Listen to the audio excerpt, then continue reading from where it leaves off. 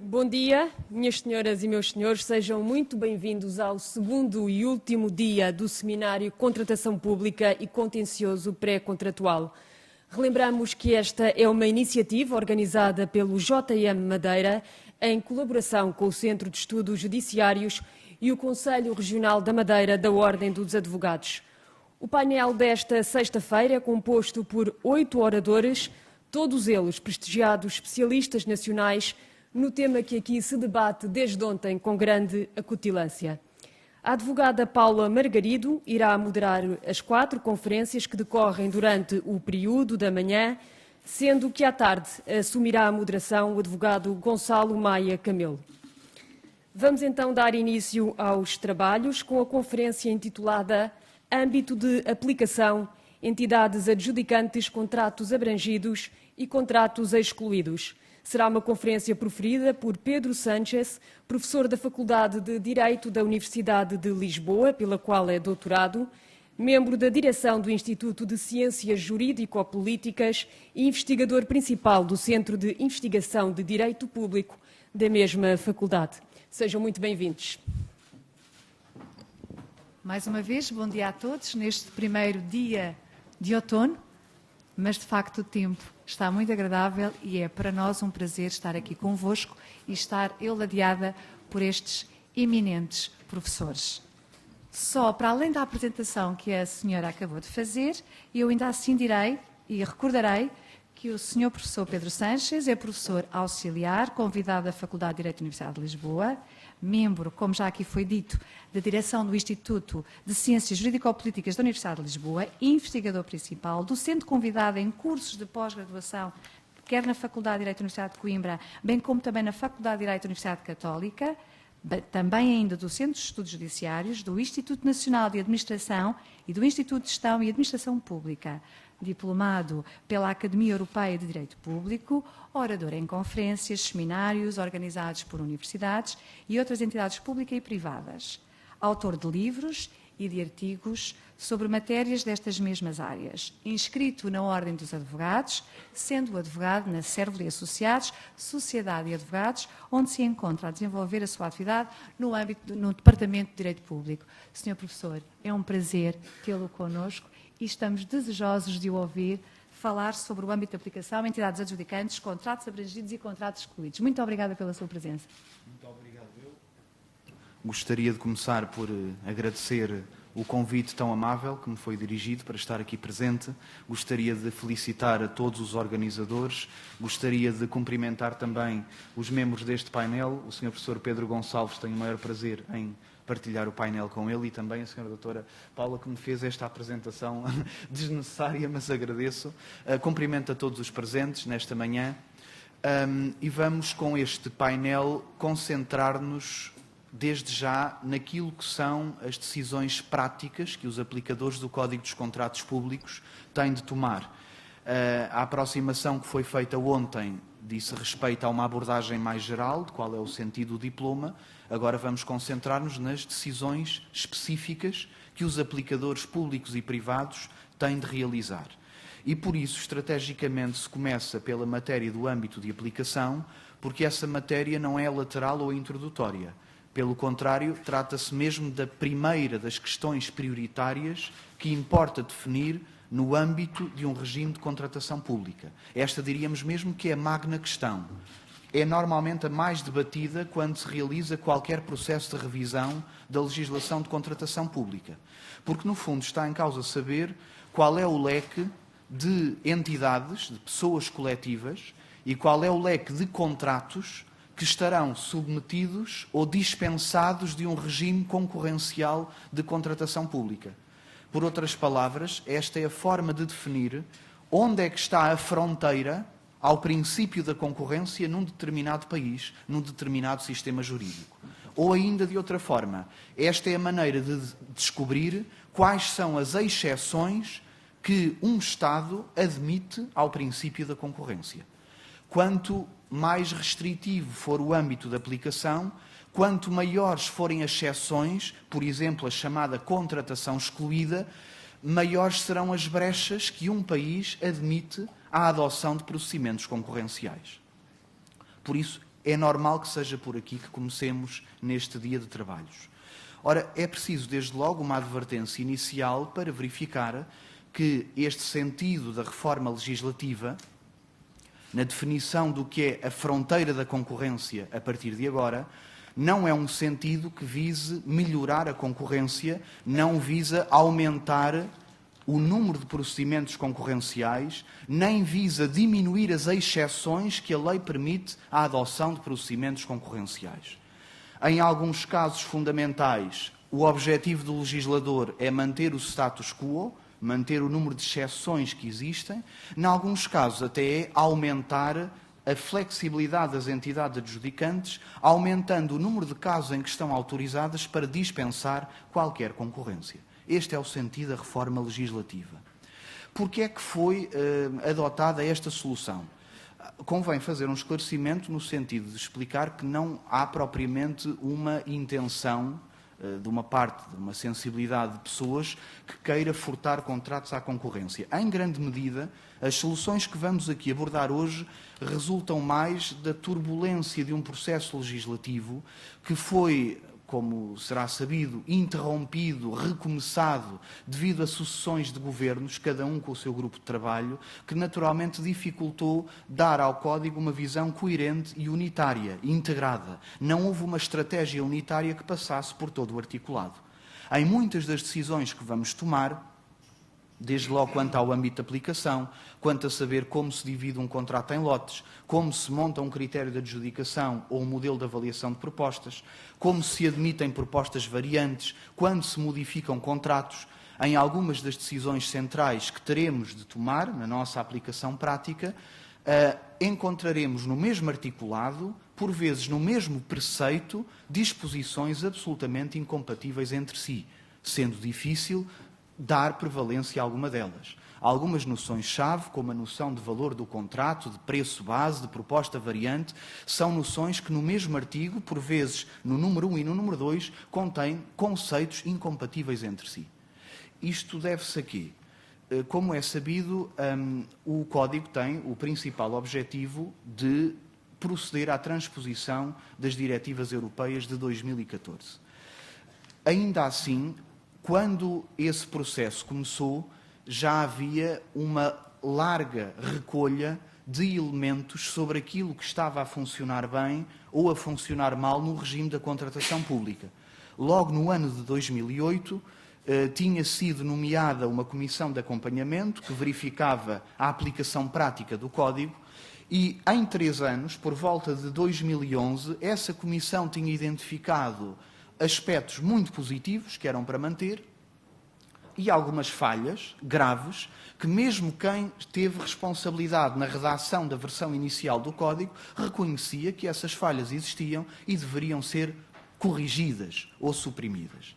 Acontece apenas que no final do ano de 2011 Portugal precisou de pedir uma assistência internacional às instituições financeiras e uma das condições que foram fixadas por essas instituições financeiras foi corrigir, sem esperar por uma revisão global do diploma, corrigir imediatamente alguns pontos que eram intoleráveis na legislação portuguesa.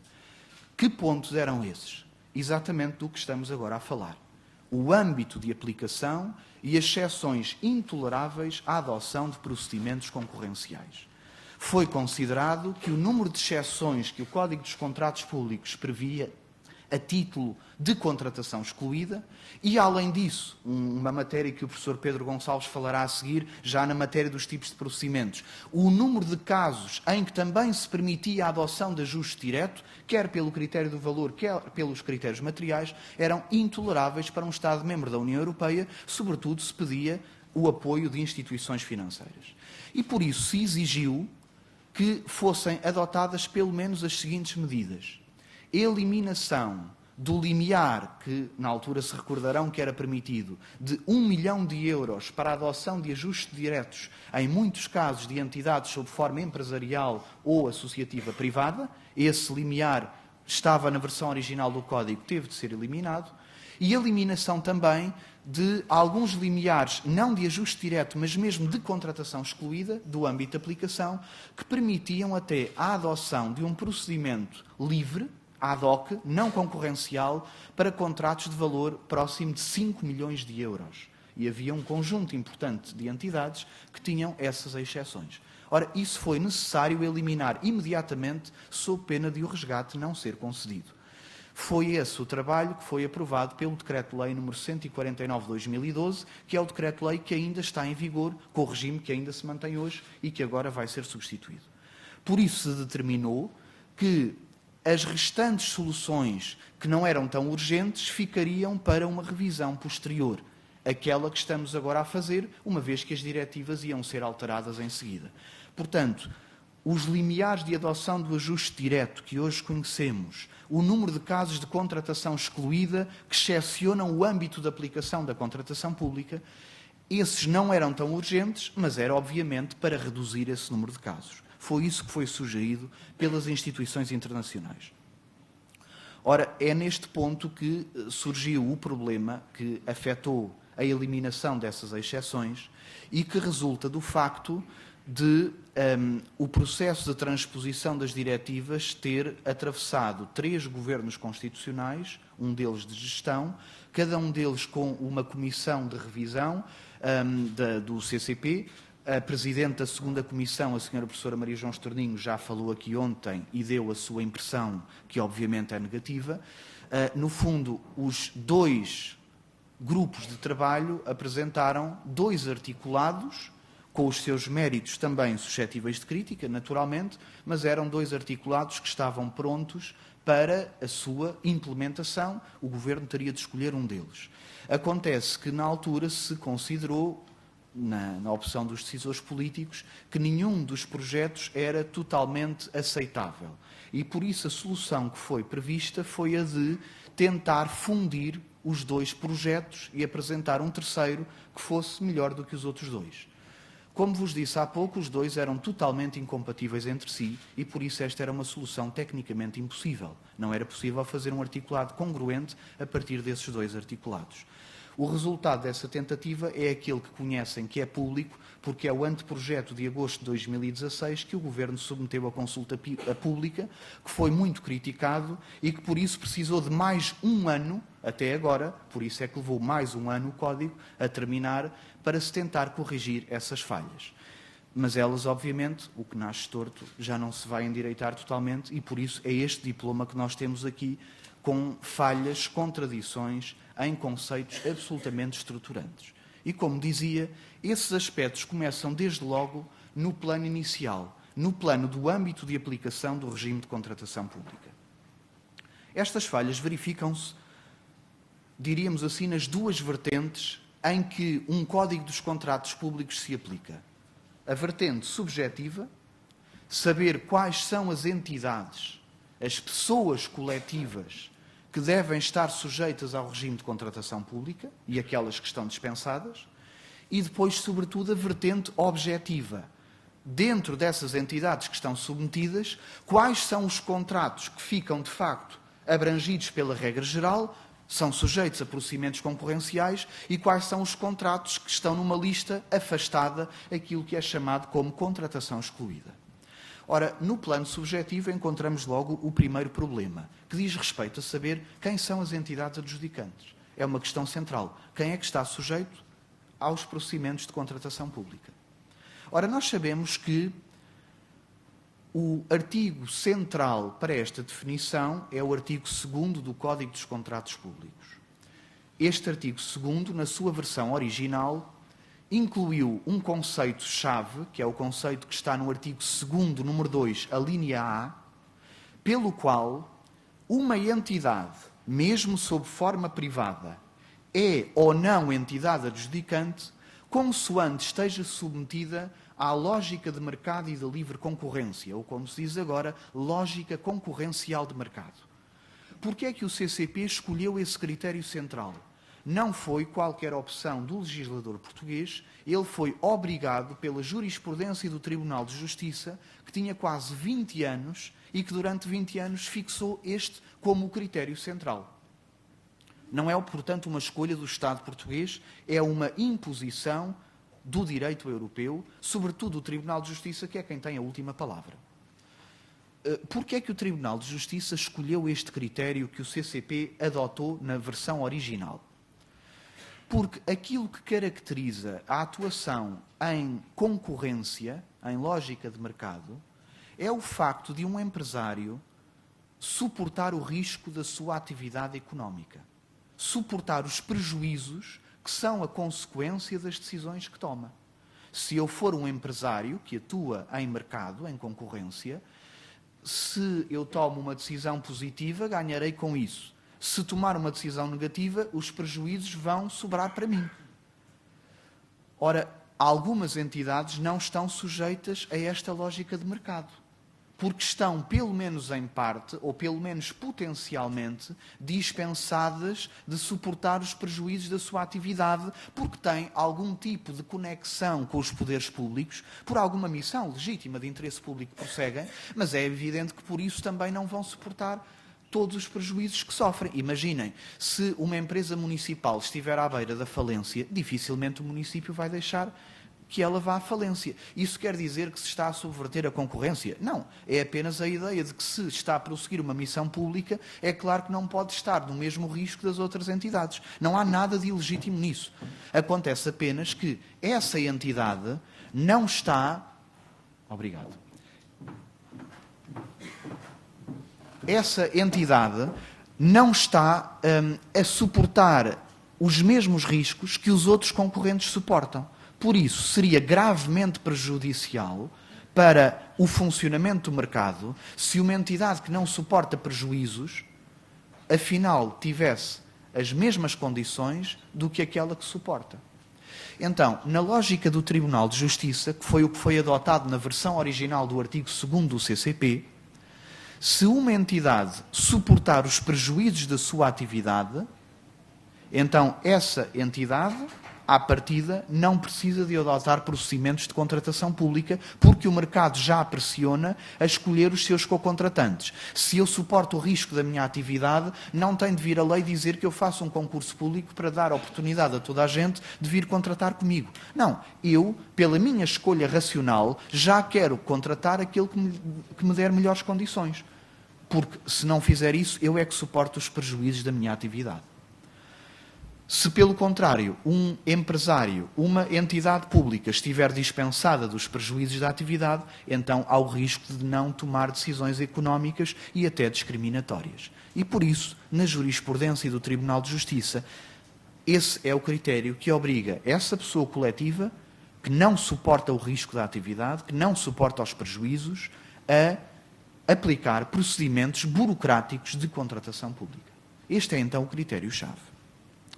Ora, acontece que no início dos trabalhos de revisão da diretiva europeia, algumas sensibilidades da Comissão Europeia fizeram uma sugestão no sentido de dar a todas as entidades adjudicantes, a todos os aplicadores, uma ajuda, alguns indícios exemplificativos do que é que poderia ser esta lógica do mercado e da livre concorrência. Dar alguns fatores, alguns elementos que os intérpretes em cada entidade podiam ponderar, nem que fosse de forma exemplificativa, ponderar uns com os outros de forma casuística e assim chegar à conclusão sobre se a sua entidade estava ou não sujeita à concorrência e tinha ou não de aplicar a legislação de contratação pública. Os dois indícios que a Comissão Europeia sugeriu e que ficaram numa versão preliminar da diretiva foram saber se a entidade justamente suporta ou não os prejuízos da atividade e saber se tem ou não fins lucrativos. Mas eram dois indícios exemplificativos que poderiam ser ponderados com outros. Foram esses os dois indícios que o legislador português tentou importar agora para o artigo 2º do Código dos Contratos Públicos, artigo 2º, número 2, a linha A, dando dois indícios exemplificativos de quando é que uma entidade está ou não sujeita à lógica do mercado e da livre concorrência. É neste primeiro ponto que vem a tal turbulência do processo legislativo de que falei há pouco.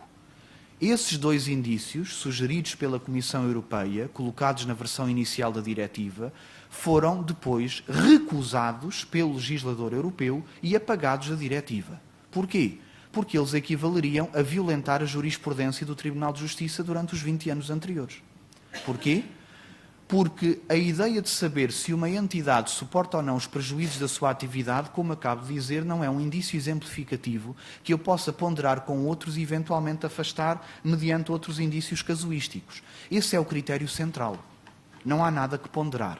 Se uma entidade estiver dispensada de suportar os prejuízos da sua atividade, se não corre o risco financeiro sobre ela, eu não tenho que ponderar nada mais. Não tenho de juntar elementos, por exemplo, se tem fins lucrativos ou não, para ir ver se ela é entidade adjudicante ou não, se tem ou não de aplicar o CCP. Ela é automaticamente qualificada como entidade adjudicante. Não pode ser dispensada de adotar procedimentos concorrenciais.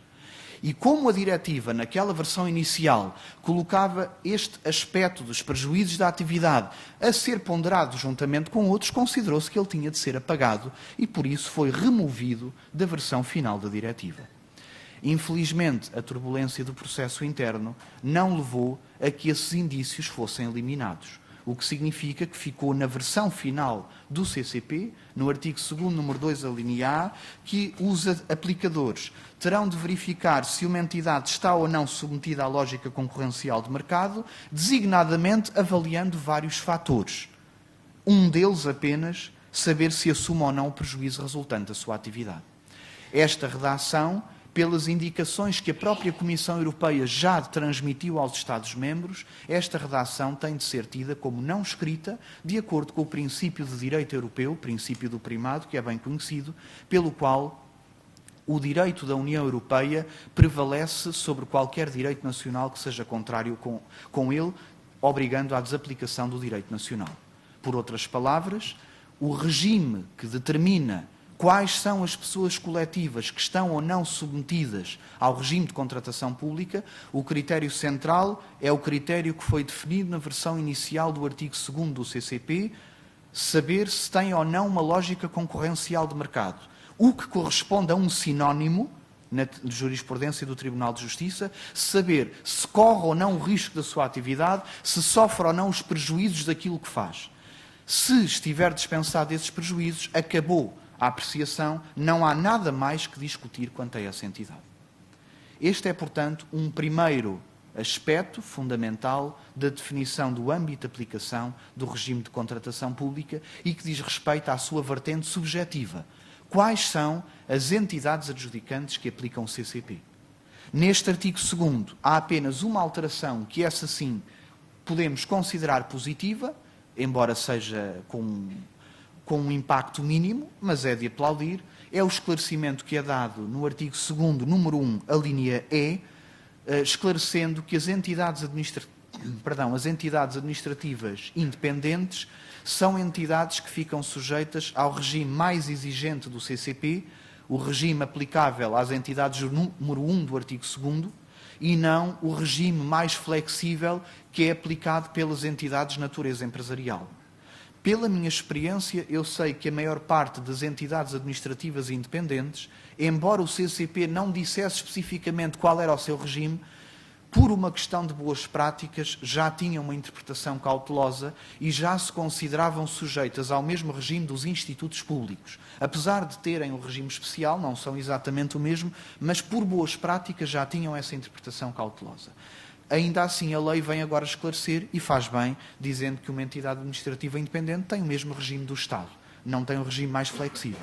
Não tem o regime próprio das entidades empresariais. Esta é, sem dúvida, uma solução positiva. Ora, se a definição das entidades, vertente subjetiva, que estão sujeitas ao regime de contratação pública, é algo problemática, mais problemática é sempre a outra questão de saber, no plano objetivo, quais são os contratos dessas entidades que estão sujeitos ou estão dispensados de aplicar o regime de contratação pública. O problema que se colocava aqui neste âmbito era o de saber qual o número de exceções que deveria ser mantido no artigo 5º do Código dos Contratos Públicos, que na sua versão original já tinha um leque importante de contratos que ficavam dispensados de qualquer concorrência. Primeira pergunta: esse número de contratos deveria manter-se ou deveria ser diminuído em benefício da concorrência? E segunda pergunta, mesmo no caso dos contratos que se mantivessem excluídos, deveria ou não haver alguma salvaguarda para a adoção de um regime concorrencial mínimo para esses contratos, no caso de o seu valor ser muito relevante no ponto de vista económico? Ora, no tocante à primeira pergunta, como acabo de dizer, a própria Troika, as instituições internacionais, tinham sugerido de forma algo veemente que, numa revisão mais completa do CCP, se reduzisse este número de contratos que estavam no artigo 5º. O que era urgente era acabar aquelas exceções dos 5 milhões de euros, do 1 milhão de euros no caso do ajuste direto, mas isto foi pedido também com alguma veemência. Acontece, no entanto, que no debate de revisão do CCP, em algumas das comissões se sugeriu uma solução alternativa. A Comissão Europeia, já por mais de 10 anos, tinha sugerido que se aplicasse um regime de controlo mínimo dos contratos, mesmo quando estão excluídos, para garantir que um contrato excluído, quando tivesse um valor mais relevante para o mercado internacional, aquilo que o Tribunal passou a chamar interesse transfronteiriço certo, quando um contrato tivesse essa dimensão, ainda assim poderia ser submetido a alguma obrigação concorrencial, a alguma divulgação mínima, para não ser um procedimento opaco, um procedimento fechado. Talvez até seja conhecido que já em 2006, já há 11 anos, a Comissão Europeia tinha lançado uma comunicação interpretativa, que ficou bem conhecida de todos, sobre qual seria o direito aplicável aos contratos que não estivessem abrangidos pelas diretivas. E a Comissão recordava que mesmo que um contrato não esteja submetido formalmente a uma diretiva, no nosso caso que não esteja submetido ao CCP, isso não quer dizer que não se apliquem princípios gerais como a concorrência e a não discriminação, porque esses resultam dos tratados em geral. Só que a Comissão disse algo mais. Quando respondeu à questão de saber como é que se aplica estes princípios gerais, um decisor público que queira genuinamente saber, muito bem, este contrato está excluído, mas alguém está a dizer que eu tenho de fazer uma concorrência mínima. Isso quer dizer o quê? É a pergunta que qualquer decisor fará. A Comissão, na altura, no ponto 2.1.1, disse que esses princípios gerais só estariam satisfeitos pela publicação antes da adjudicação de um anúncio. Mas anúncio para quê? Para o intuito de abrir a adjudicação do contrato à concorrência. Ora, a pergunta lógica que se fez foi, então, qual é a diferença entre este contrato excluído e um contrato abrangido? Se tem de fazer um anúncio, qual é a diferença? Ora, por causa disso, imediatamente um conjunto importante de Estados-membros dirigiu-se ao Tribunal de Justiça impugnando esta comunicação interpretativa. Um conjunto de Estados liderados pela Alemanha. Mas, infelizmente, o Tribunal de Justiça, talvez com alguma desatenção, proferiu um dos acórdãos mais negativos de que há memória no seu trabalho, o acórdão de 28 de maio de 2010 do Tribunal Geral, em que recusou dar provimento a esta impugnação, em parte por razões formais, dizendo que isto era uma comunicação interpretativa da Comissão, não era um ato legislativo, não tinha de ser impugnado, mas aí, pronto, podia pelo menos acabar a questão, mas depois fez umas considerações materiais, dizendo que, de facto, a Comissão tinha razão ao dizer que há princípios que ainda se aplicam. Claro que o Tribunal, pelo seu discurso, quem ler este acórdão verificará que o Tribunal tinha em vista outros contratos. São os tais contratos que têm o interesse transfronteiriço certo. Grandes contratos, imaginem, nas diretivas os serviços jurídicos estão totalmente excluídos. No CCP não, o CCP foi mais exigente. Nas diretivas estão totalmente excluídos. Imaginam o que é não haver controle nenhum em dar um serviço jurídico de 10 milhões de euros, 15 milhões de euros por adjudicação direta sem qualquer controle. E quem diz jurídicos diz qualquer outra coisa. É evidente que isso seria chocante. E isto foi o que o Tribunal de Justiça tinha em mente. O problema que o Tribunal não cuidou é que a comunicação, voltando ao slide anterior, a comunicação intitulava-se o direito aplicável à adjudicação de contratos não abrangidos ou apenas parcialmente pelas diretivas. O que é um contrato não abrangido? Se eu for comprar canetas por 50 euros, isso é um contrato não abrangido. eu aplico o princípio da concorrência? Qual é a fronteira? Ora, foi por causa disso que o próprio Tribunal de Justiça começou a flexibilizar a sua jurisprudência usando, primeiro, o tal conceito que referi há pouco de interesse transfronteiriço certo, no sentido de dizer só quando se demonstrar que há um interesse internacional naquele contrato é que se justifica abrir o contrato à concorrência, mas sobretudo num acórdão muito interessante, o acórdão Strong, que começou aqui em Portugal, de 17 de março de 2011, o Tribunal de Justiça definiu que se nós aplicássemos o mesmo regime concorrencial aos contratos excluídos que já aplicamos aos contratos abrangidos, então correríamos o risco de privar de efeito útil a distinção entre os serviços que o legislador europeu, não é o nacional, o próprio europeu quis excluir. Então, o juiz substituía-se à lei. E por isso recusou esta tese, deu meia volta. Agora, acontece que o mal, entre aspas, já estava feito. Esta jurisprudência foi muito divulgada e algumas entidades, por exemplo, um ou outro setor jurisprudencial em Portugal, também alguns auditores e inspectores, ficaram com aquele primeiro acórdão de 2010 na memória e ainda hoje eu vejo alguns acórdãos de algumas entidades que fazem uma escolha seletiva da jurisprudência europeia que citam, por exemplo, escolhendo o acórdão de 2010 e fingindo que o de 2011 não existe. Para quê? Para dar uma total liberdade ao inspetor, ao auditor ou ao juiz sobre a realização de um juízo de mérito, sobre se a entidade adjudicante fez ou não bem, sobre o procedimento que adotou quando ele estava no âmbito da contratação excluída. O que é verdadeiramente perigoso. Ora, exatamente por causa disso, o legislador europeu, nas novas diretivas de 2014, fez uma solução diferente que, pessoalmente, me parece muito de aplaudir. Uma vez que admitiu que mesmo os contratos excluídos poderiam, quando o seu valor é maior, ser perigosos se estivessem subtraídos da concorrência, então o que ele fixou foi um limiar quantitativo, matemático, certo, para explicar a um decisor quando é que ele tem de adotar um procedimento concorrencial. Esse limiar foi muito mais amplo do que aquele que normalmente é usado. É o limiar de 750 mil euros. Portanto, é um limiar já que dá muita flexibilidade às entidades adjudicantes. A partir desse ponto, o procedimento concorrencial é mesmo obrigatório. Até nem tem de ser concurso, pode ser uma negociação com anúncio.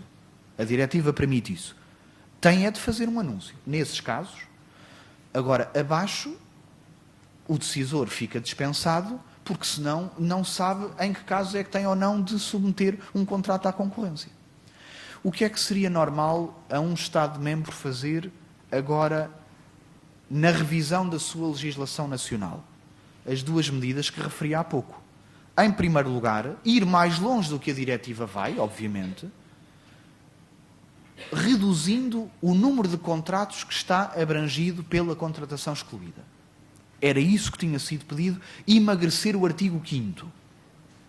Por outro lado, dentro daquilo que ainda ficasse no artigo 5º, na contratação excluída, fixar também um limiar que, em princípio, seria mais baixo do que os 750 mil euros. Não era preciso esgotar o limiar tão alto, tal como, por exemplo, o limiar que conhecíamos até agora de 75 mil euros não é o limiar das diretivas, o Estado português é que tinha ido mais longe.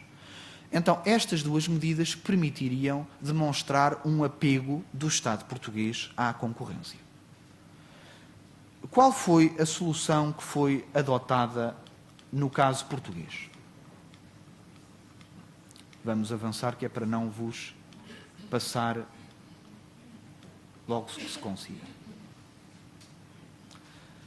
A solução consistiu em não diminuir o número de casos previstos na contratação excluída, não emagrecer o artigo 5º e, pelo contrário, criar 3 artigos ao todo que contêm casos de contratação excluída.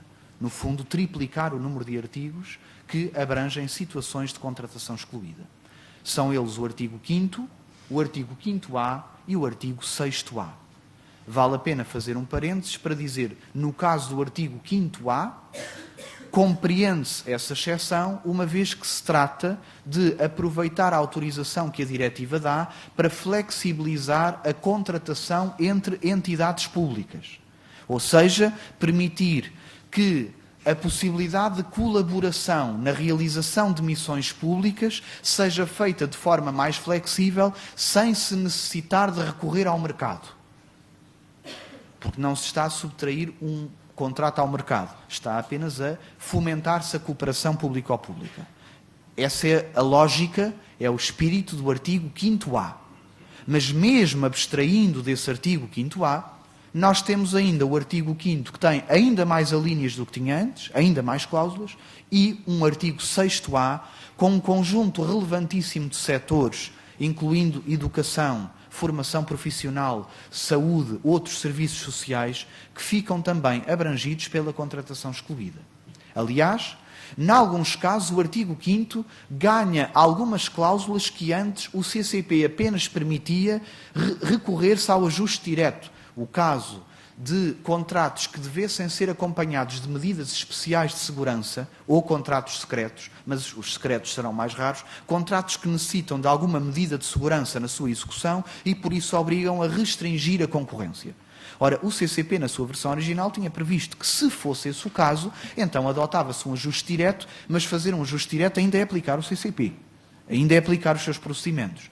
Também isso passa a estar incluído no artigo 5º, neste caso, no número 4, a linha I. Número 4, a linha I. Nestes contratos não se aplica nada do CCP. Ora, a pergunta que foi feita em seguida foi: qual é a compensação para se garantir que estas exceções à concorrência, mesmo assim, têm algum regime aplicável? A solução, o sucedâneo de concorrência que foi dado pelo legislador, consistiu no novo artigo 5º-B, que é também aditado, artigo 5º-B, dizendo que estes contratos excluídos estão, afinal, submetidos aos princípios gerais de contratação pública, entre os quais o primeiro é o princípio da concorrência. Mas quando?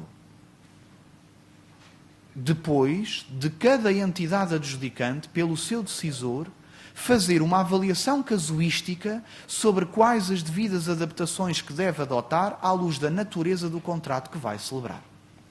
Por outras palavras, em vez de o legislador reduzir o número de casos de contratação excluída, aumenta-os. Mas diz que, em contrapartida, a entidade adjudicante, nesses casos de contratação excluída, deverá fazer um juízo casuístico para ver se, à luz da natureza do contrato, ainda pode fazer alguma concorrência. Penso que esta solução dispensa comentários.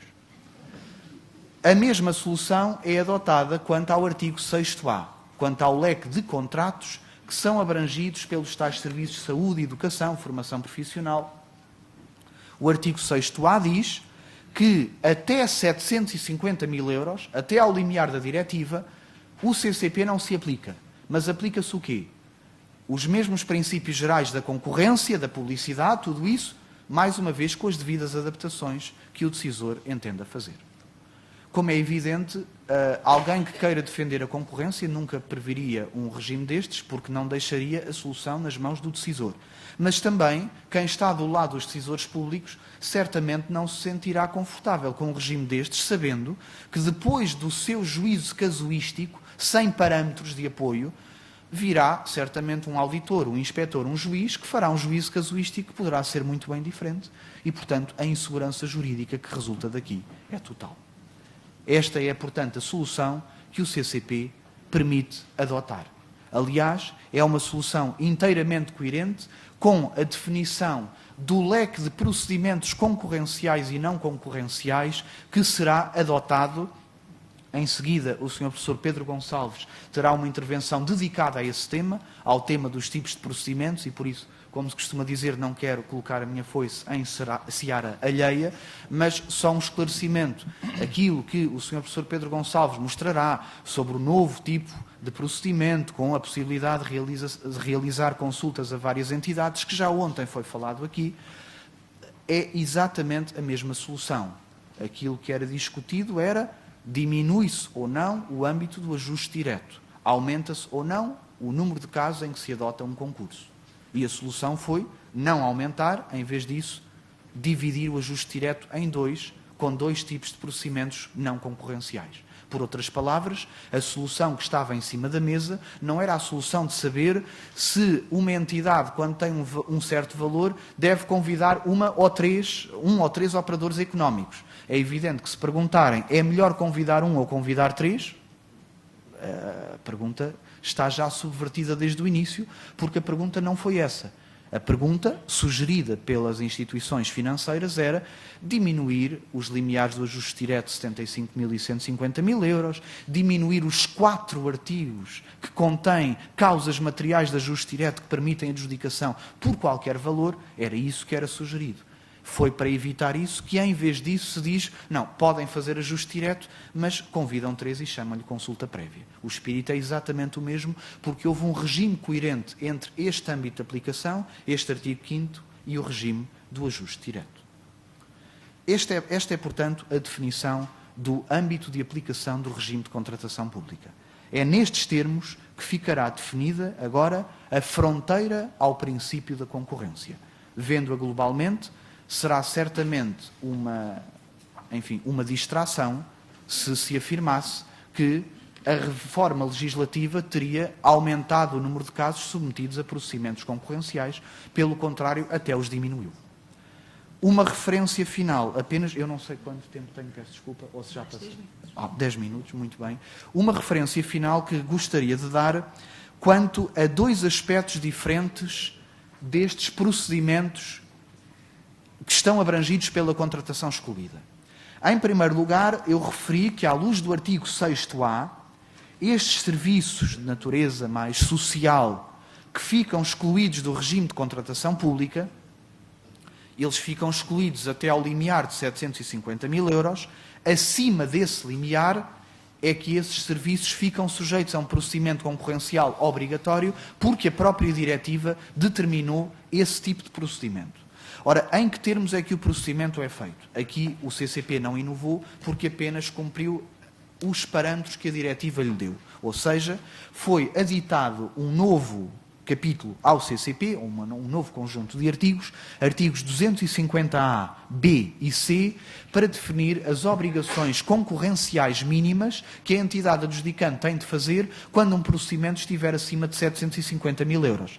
Recordo que, neste caso, não faz sentido perguntar será um concurso público ou um concurso limitado por prévia qualificação ou uma negociação com anúncio, porque a diretiva não se preocupa com isso. Uma vez que estamos numa área de contratação excluída, desde que o procedimento não seja opaco, que haja um anúncio com publicidade internacional, não faz sentido exigir mais nada à entidade adjudicante. Por isso, nem a diretiva diz que tipo de procedimento será adotado, nem o CCP, por isso, também o diz. No limite, poderia ser adotado um procedimento de negociação com anúncio ou um concurso limitado por prévia qualificação, o que se entendesse, desde que seja feito um anúncio com publicidade internacional.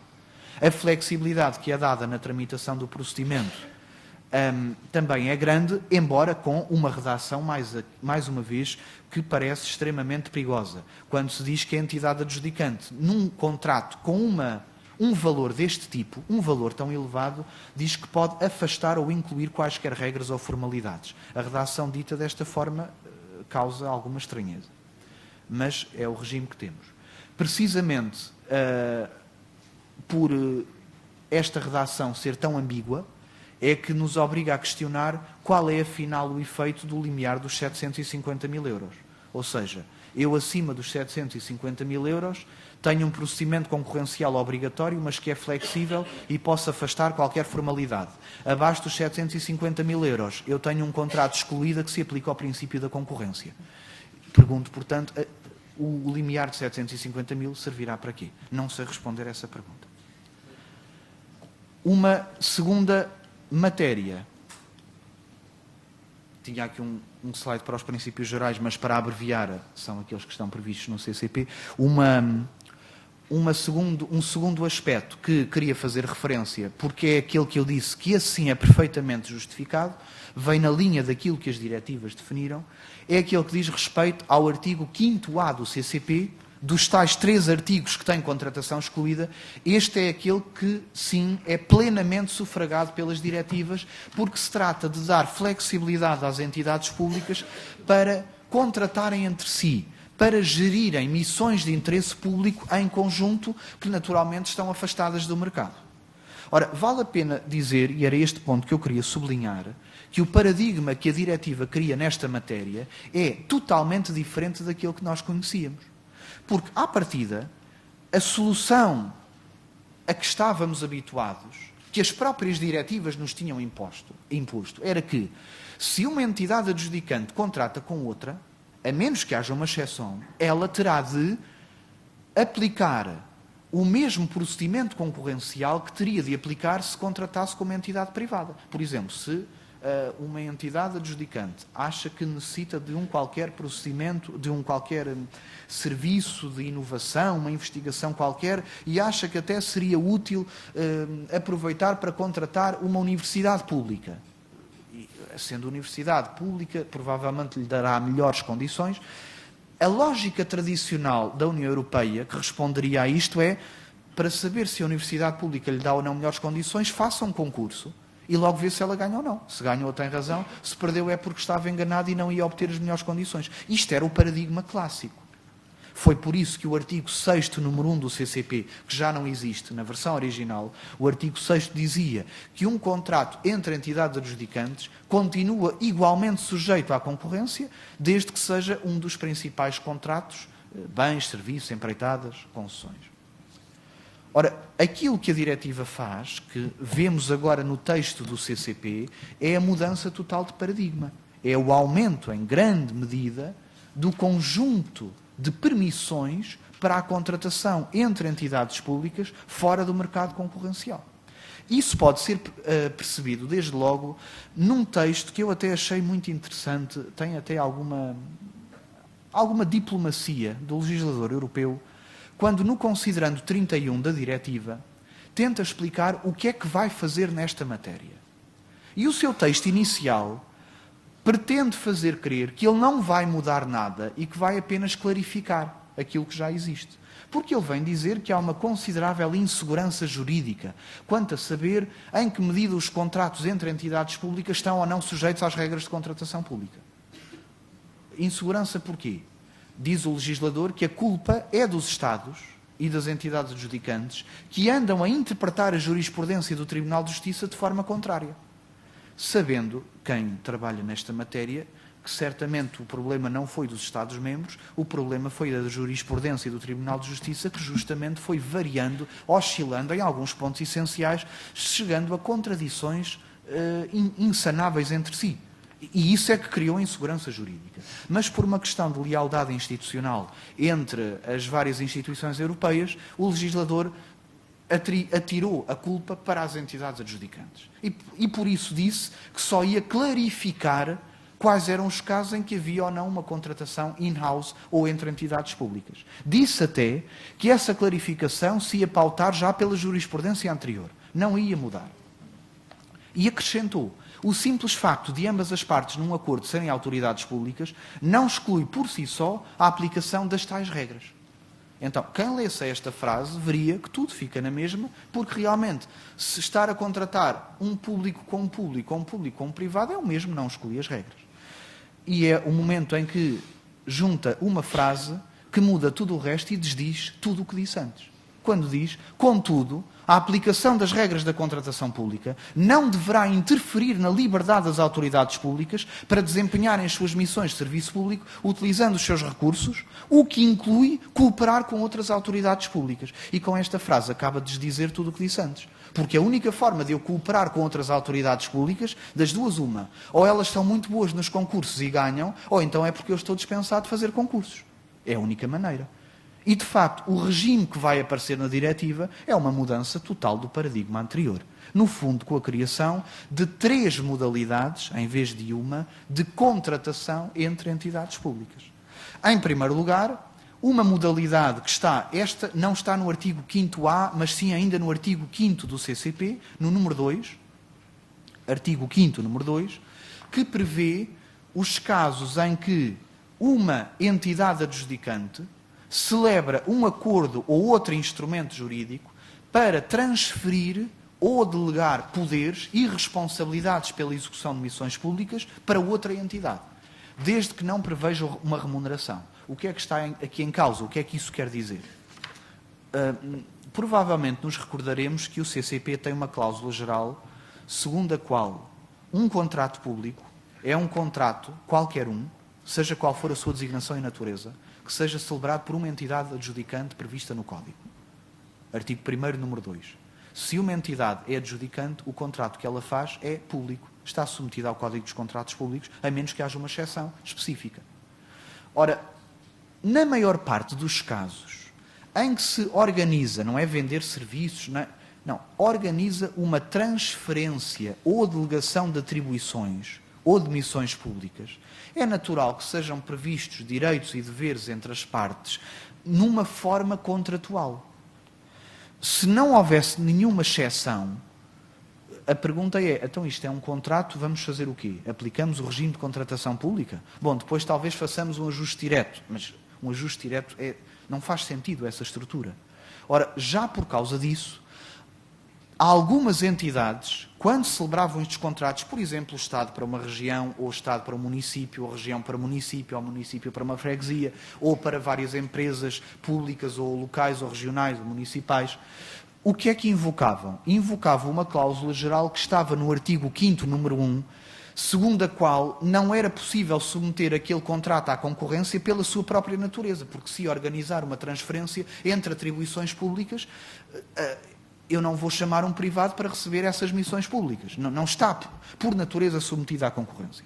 Mas considerou-se, com vantagem, que faria sentido aproveitar uma autorização que está no artigo 1º da diretiva para ter uma cláusula específica para este efeito. E é por isso que o artigo 5º, número 2, vai ter esta cláusula que permite esta transferência.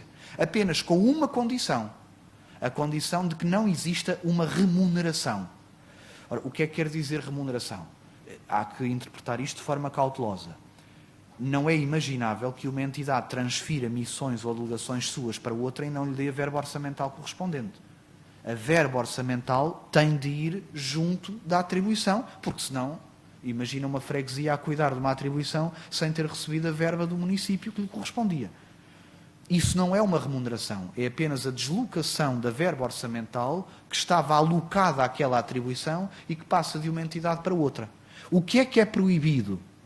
O caso em que uma entidade está simplesmente a prestar um serviço ou a vender o bem a outrem e a primeira entidade continua a manter a responsabilidade da atribuição pública. Não a delega, apenas recebe um serviço, vende um bem, aí sim está a fazer um contrato de natureza comercial e por isso recebe uma remuneração.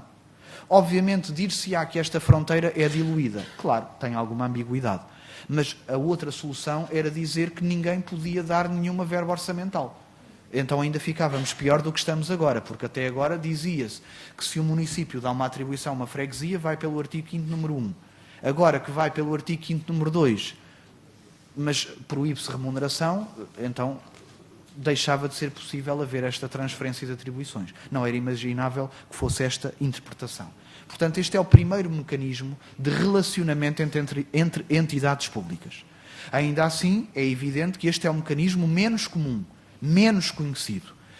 Justamente, desde logo, porque ele não permite que alguém venda bens ou preste serviço a outrem. Trata-se apenas de uma delegação de tarefas públicas. E por isso, mais importante é a segunda modalidade, que foi prevista no artigo 12, número 4 da diretiva, na linha de jurisprudência que tinha sido fixada já no ano de 2009 pelo Tribunal de Justiça, por exemplo, no Acórdão Contrato versus Alemanha, e que visa, no fundo, criar uma parceria público-pública. É isso que está em causa.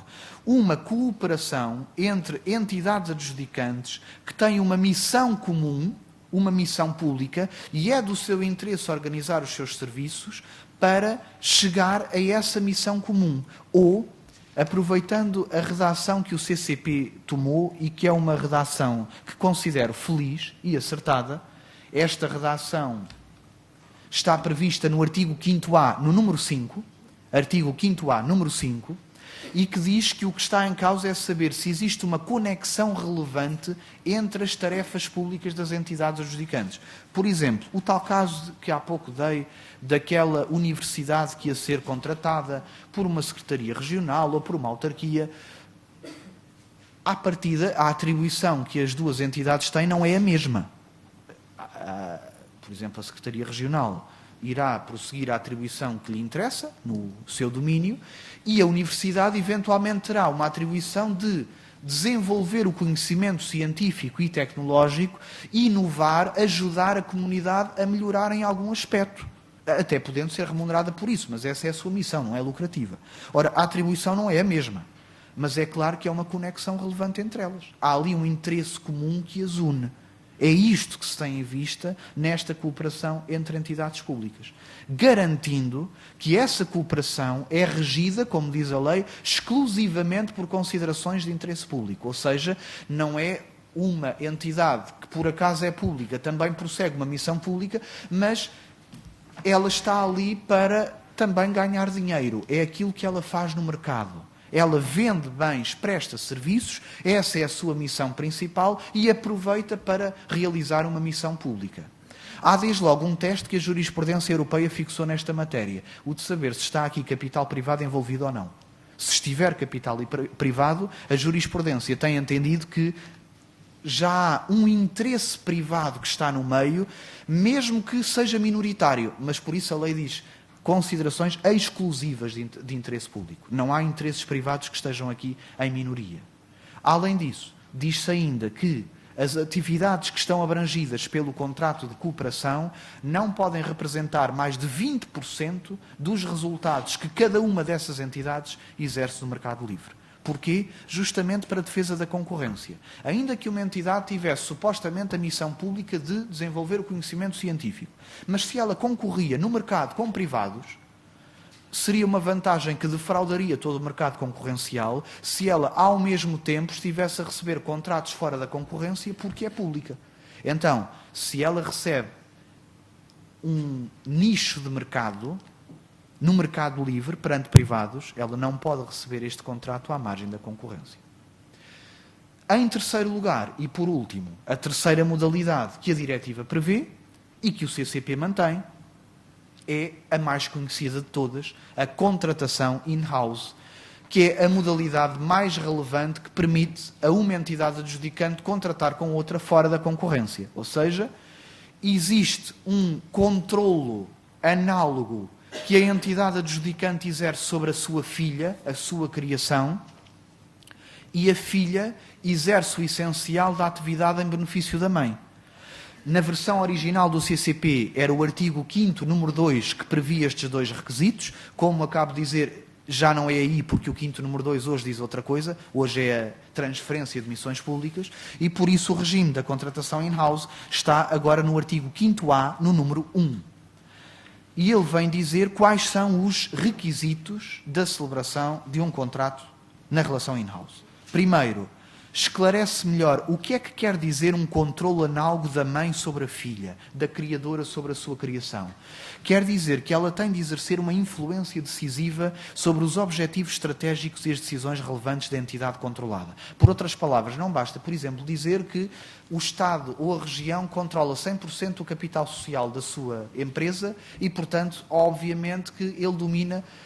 Mas se for seguido um regime societário normal, normalmente os órgãos decisores, os administradores, têm uma grande margem decisória.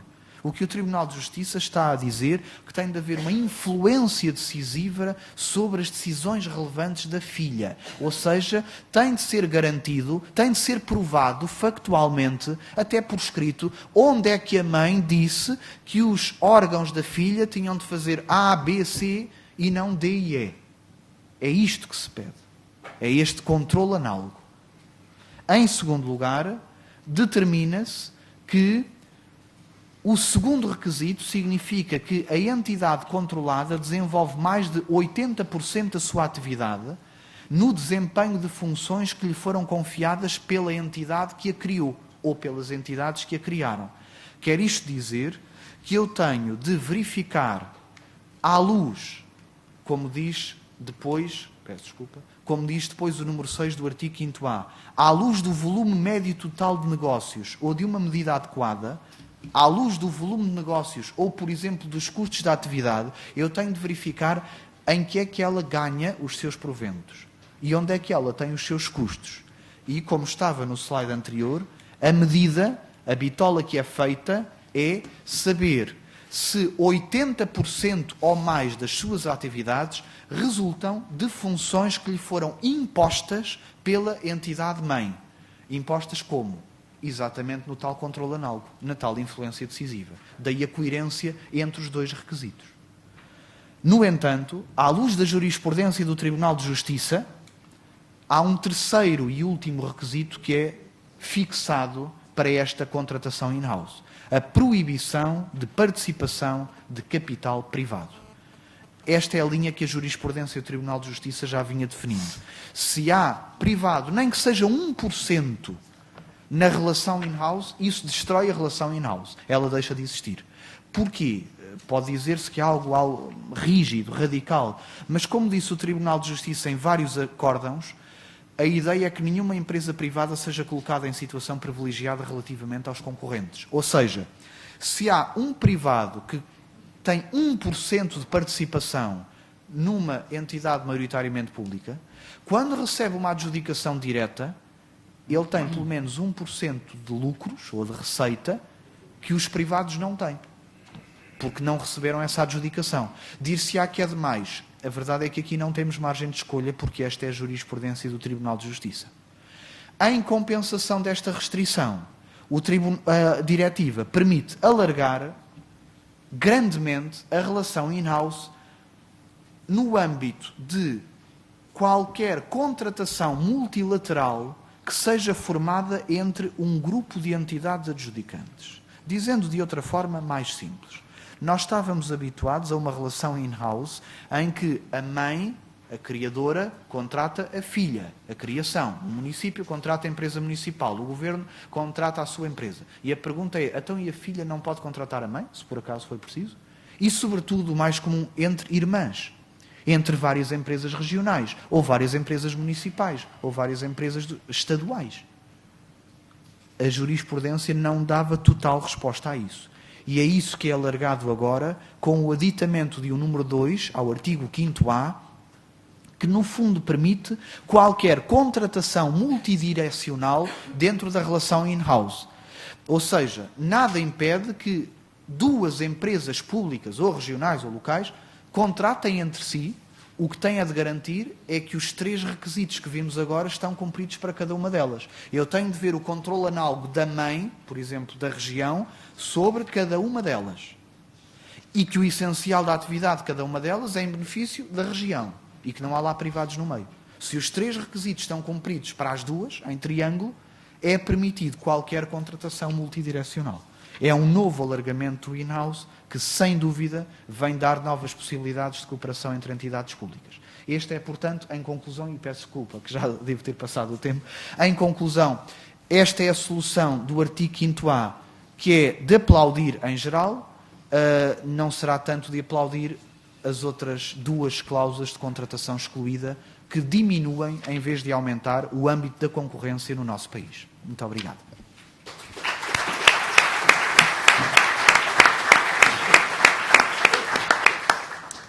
Muito obrigada. Avançamos agora para a intervenção de Pedro Gonçalves, que irá versar o tema procedimentos de formação do contrato, as alterações ao ajuste direto. Pedro Gonçalves é advogado e professor da Faculdade de Direito da Universidade de Coimbra, onde se licenciou em Direito e concluiu o mestrado e o doutoramento em Ciências Jurídico-Políticas. Direi ainda, Sr. Professor Pedro Gonçalves, que também é Presidente do Instituto Jurídico da Comunicação, Diretor Executivo do Centro de Estudos de Direito Público e Regulação e Diretor da Revista de Contratos Públicos, membro do Conselho Superior dos Tribunais Administrativos e Fiscais, eleito pela Assembleia da República, membro do Conselho Geral da Universidade de Coimbra, Vice-Presidente da Assembleia da Faculdade de Direito da Universidade de Coimbra, coordenador de estágios da Licenciatura em Administração Pública ou Privada da Faculdade de Direito da Universidade de Coimbra, coordenador dos cursos de pós-graduação em Justiça Administrativa e Fiscal e em Contratação Pública. Dedica-se ao direito administrativo, ao direito da regulação pública e ao direito dos contratos públicos, sendo autor de livros e de artigos destas áreas de direito, para além, como já referi, de advogado, é sócio de Moraes, Leitão, Galvão Teles, Soares da Silva, Sociedade de Advogados. Senhor professor Pedro Gonçalves. É um prazer tê-lo aqui connosco nesta nossa bonita ilha para falar desta temática tão importante, sobre os procedimentos da formação do contrato, as alterações do ajuste direto, e damos-lhe de imediato a palavra. Muito obrigada por estar connosco. Muito obrigado. Também agradeço esta apresentação excessiva, enfim, mas agradeço em todo caso. Queria cumprimentar a senhora moderadora, o professor Pedro Fernandes Sanches, que nos brindou com uma apresentação muito esclarecida e brilhante, aliás, como é habitual. Queria cumprimentar, evidentemente, todos os auditores, todo o público, e dizer que é um grande gosto, e queria também, que é um grande gosto estar aqui, queria também, enfim, agradecer à doutora Ana Celeste Carvalho, que se lembrou de mim para, enfim, numa altura feliz para mim, de me convidar para estar aqui presente. Agradecer, evidentemente, às entidades que têm a incumbência de organizar este evento, o Jornal da Madeira, o Conselho Regional de Ordem dos Advogados e o SES, na pessoa da doutora Ana Celeste Carvalho. Bom, o tema, então, é, enfim, o ajuste direto e procedimentos de contratação em geral, as novidades, mas eu não resisto a dizer alguma coisa em geral sobre a revisão do Código, não na perspectiva de dizer se é boa ou má, porque mas na perspectiva de chamar a atenção para alguns pontos aqui gerais que talvez possam ser úteis para uma primeira leitura, digamos assim, desta revisão de 2017. A primeira é de que se trata de uma revisão que não altera a sistemática do Código. Não há uma alteração estrutural do Código. O Código é o mesmo, estruturalmente é o mesmo. Isto tem, digamos, um valor imediato, que é a não alteração das numerações, a manutenção da numeração inicial, embora com vários A's, B's, C's, D's e por aí adiante, mas enfim, manutenção dessa numeração. E um outro aspecto que é, quanto a mim, muito bem-vindo, que é a manutenção da parte terceira do Código e, portanto, da sobrevivência de um regime substantivo do contrato administrativo, que tanta falta faz num Estado contratante. Desse ponto de vista, uma primeira alteração, e em segundo lugar queria dizer, apesar destas alterações sistemáticas não serem relevantes, eu acho que há aqui um resultado desta revisão de 2017 que é uma soma, isto é uma revisão muito importante porque é uma soma de pequenas alterações. E é nestas pequenas alterações, muitas delas aqui já referidas, certamente ontem e hoje, e que vão ser ao longo do dia, nestas pequenas alterações, no conjunto, na adição destas pequenas alterações, que nós estamos perante uma revisão talvez mais profunda e mais extensa e intensa, e em intensidade também, do que assim a mera aparência, porque a estrutura se mantém a mesma e, portanto, enfim, para quem vai ler o Código, queria alertar para isto. E queria alertar para um aspecto que também vai, com uma leitura, digamos, com uma segunda leitura, nós vamos perceber que há dificuldades de articulação entre normas, remissões para líneas que mudaram de posição, que mudaram de texto, que mudaram digamos, de norma, e isso também vai causar algumas dificuldades, certamente, na interpretação. Há muita coisa que pode ser objeto de uma declaração de retificação, logo veremos se assim será ou não. Há outras coisas que são mais ou menos evidentes. Digamos, há outros aspectos que são mais ou menos evidentes, mas nem sempre isto acontece. Enfim, para vos dar um exemplo, só para não estar aqui a continuar a falar de coisas muito genéricas, mas para vos dar um exemplo, o artigo 35A faz uma remissão para uma linha que se duvida, desde logo, se é a linha J, como lá diz, ou se é a linha I, ou se devem ser as duas. Por exemplo, é uma linha que remete para os impedimentos e, portanto, a conjugação entre consultas preliminares ao mercado e impedimentos. Também se pode dizer que, no caso particular aqui, isto não tem grande relevância, mas, enfim, de toda maneira, é um exemplo do que eu queria referir. Bom, relativamente, digamos, a um aspecto, como digo, em termos substantivos e saber se esta é uma boa reforma ou não, é uma coisa que acho que não é. É precipitado estar a fazer um juízo desses. Mas há um juízo que nós podemos fazer, que é este, a logística. A logística não está cuidada neste diploma, quer dizer, de facto há aqui muito problema, muita dificuldade disto, de articulação entre normas, digamos, de introdução de conceitos novos, como são, por exemplo, os contratos que configurem uma relação jurídica, contratual, administrativa. É uma coisa para dizer o mesmo contrato administrativo, e não se percebe porque é que o legislador, digamos, tem assim alguma dificuldade em estar a tratar de uma figura que é o contrato administrativo e, portanto, vai utilizando fórmulas alternativas como essa. Depois um aspecto que talvez merecesse também referência agora é este, é dizer que, enquanto transposição das diretivas de 2014, a revisão de 2017 não é particularmente esclarecida em alguns pontos. Por exemplo, um dos pontos essenciais na revisão das diretivas de 2014 tem a ver com os critérios de adjudicação e com a diferença entre preço e custo. A revisão do Código trata estas duas realidades como se fossem a mesma coisa. O preço na diretiva é o valor desembolsado pela entidade adjudicante no ato da compra, é isto. Na compra de um computador o preço é 999 euros, é isso o preço. O custo implica uma variável que é o preço, mais outras variáveis, como por exemplo o custo da assistência, como por exemplo o custo da reciclagem do produto, e eventualmente até custos ligados a externalidades ambientais. Portanto, o Código, enfim, olha para esta realidade, penso que não terá percepcionado que há aqui de facto uma diferença relevante, porque o conceito de custo está ligado digamos, ao cálculo do custo do ciclo de vida e o conceito de preço está ligado, por simplesmente, àquilo que orçamentalmente está cabimentado e que é desembolsado naquela compra. Isto e é mesmo uma compreensão errada do legislador, porque, na verdade, por exemplo, fala em modelo de avaliação da proposta quando está em causa o preço. Não é? Quer dizer, quando está em causa o preço, portanto, significa que não tem mesmo a percepção isso. O modelo de avaliação da proposta faz sentido quando esteja em causa o custo, porque, de facto, aí podem ser ponderados não apenas o preço, como, por exemplo, os custos de reciclagem, ou como, por exemplo, os custos de energia que um computador despende.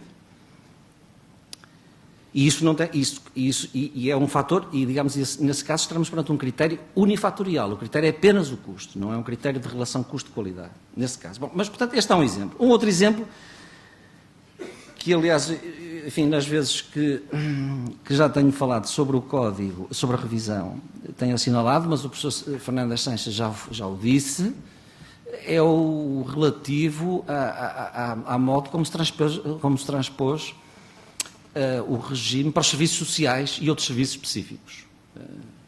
Eu acho que aí, de facto, o legislador não percebeu mesmo o filme, quer dizer, verdadeiramente, quem fez isto. Porque a diretiva, o que diz relativamente a este novo limiar dos 750 mil euros, o que a diretiva diz é isto. Esta matéria, serviços sociais, serviços de saúde, na diretiva serviços jurídicos, na diretiva serviços de hotelaria, serviços de restauração.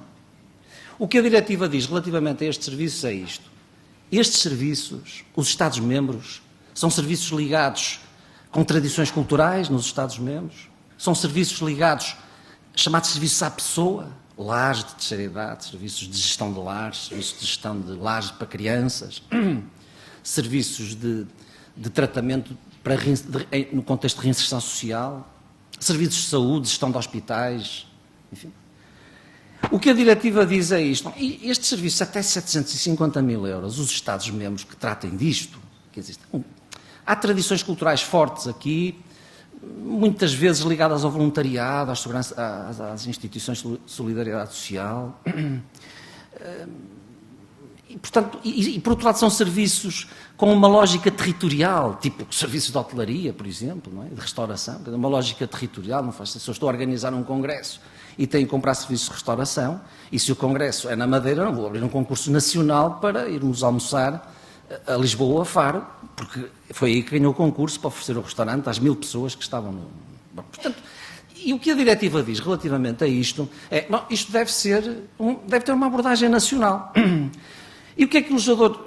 Mas abordagem nacional, como quem diz, isto não interessa do ponto de vista europeu, quer dizer, não há aqui um interesse transfronteiriço à partida, e portanto vamos fixar isto. Mas quando isto chegar a 750 mil euros, isso já é outra coisa, 750 mil euros, isto, ainda que haja aqui algumas, digamos, alguns outros contornos diferenciados, 750 mil euros já é valor e, portanto, se calhar aqui já há interesse transfronteiriço. E digamos, a operação que significa a mobilização de uma empresa, a deslocação, então, para um contrato de 1 milhão ou 2 milhões de euros, se calhar já vale a pena fazer isso. Digamos, o benefício já compensa o custo. O que é que o legislador português fez relativamente a isto? Não há concorrência. Para baixo de 750 mil euros não há concorrência nacional. Quer dizer, não há concorrência nacional. Portanto, é de facto um grande equívoco na transposição da diretiva e portanto, não se pode dizer que seja contra o direito europeu. É curioso dizer isso. Eu acho que é contra a Constituição portuguesa, quer dizer, é contra o princípio da concorrência e da igualdade entre os operadores económicos. Porque é que o Estado pode livremente atribuir a gestão de um hospital, por seja gestão de uma unidade de saúde, porque aquele contrato está feito para 1 ano e não vale e tem um valor de 600 mil euros. Quer dizer,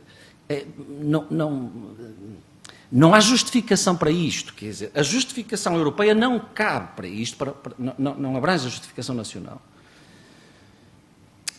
Deixem-me só utilizar um contra-argumento em relação àquilo que eu estou a dizer. Isto anda próximo do ajuste direto, porque, enfim, isto aqui não há nada, nem ajuste direto existe, não é? Mas um contra-argumento que se pode dizer e que, de algum modo, não deixa de se dever ponderar, que é o argumento de que estes serviços são geralmente prestados por instituições do setor solidário e do setor social, IPSS, cooperativas, e, portanto, de algum modo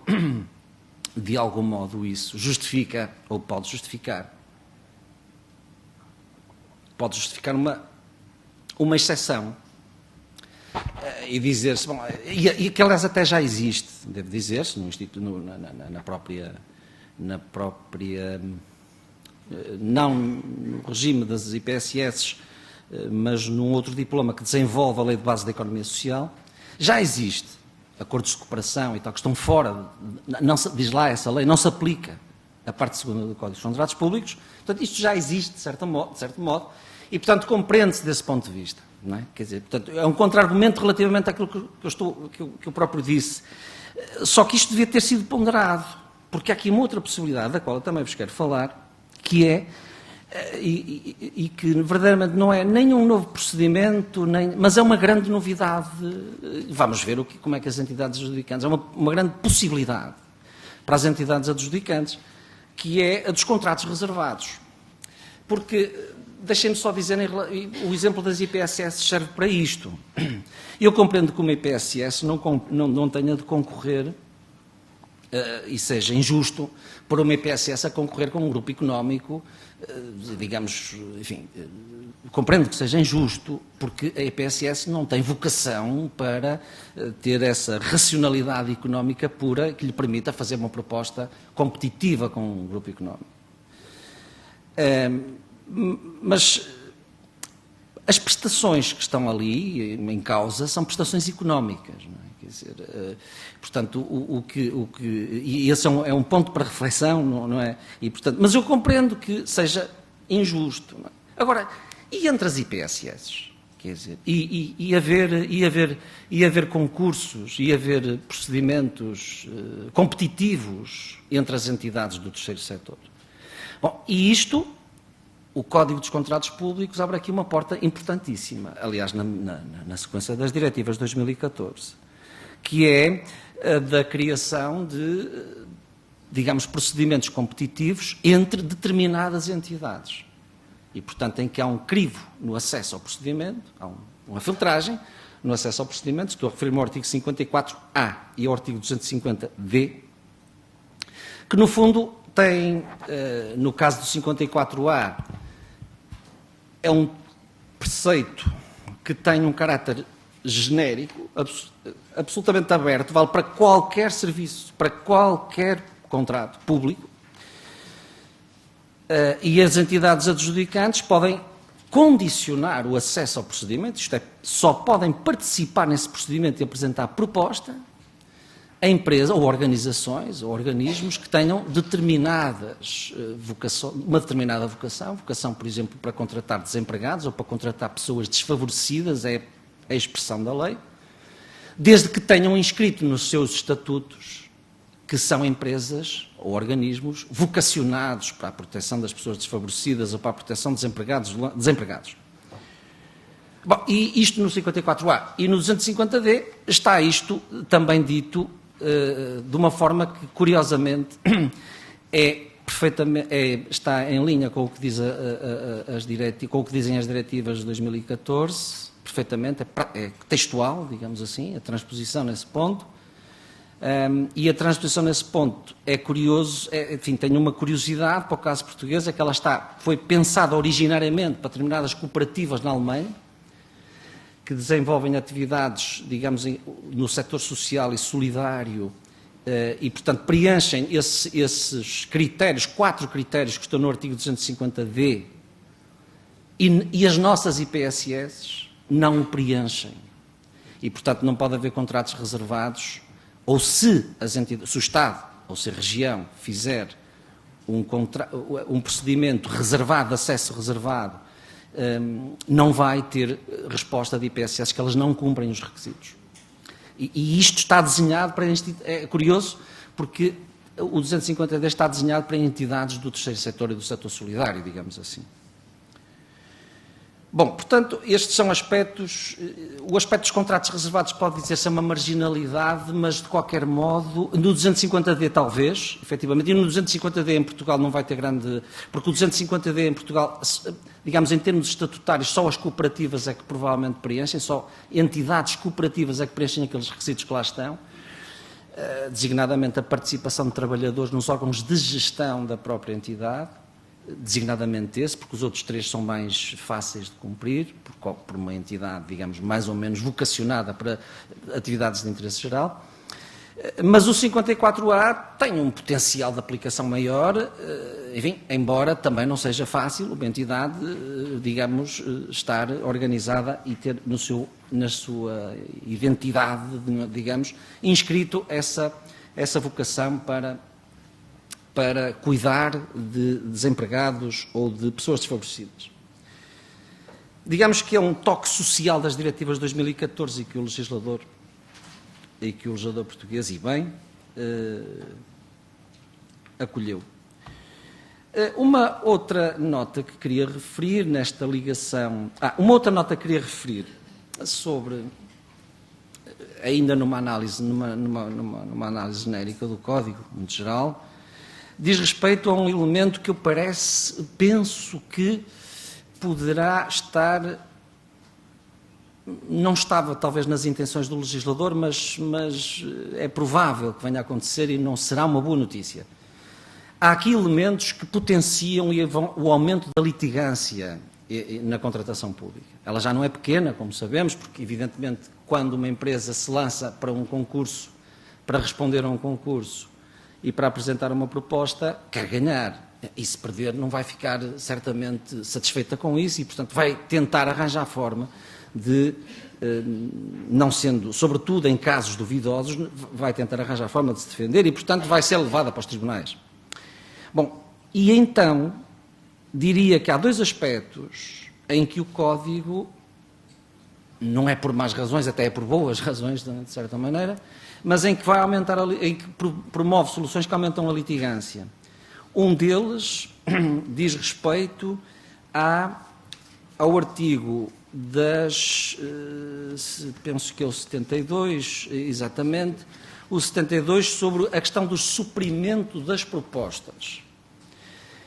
O suprimento das propostas, aparentemente é uma boa notícia,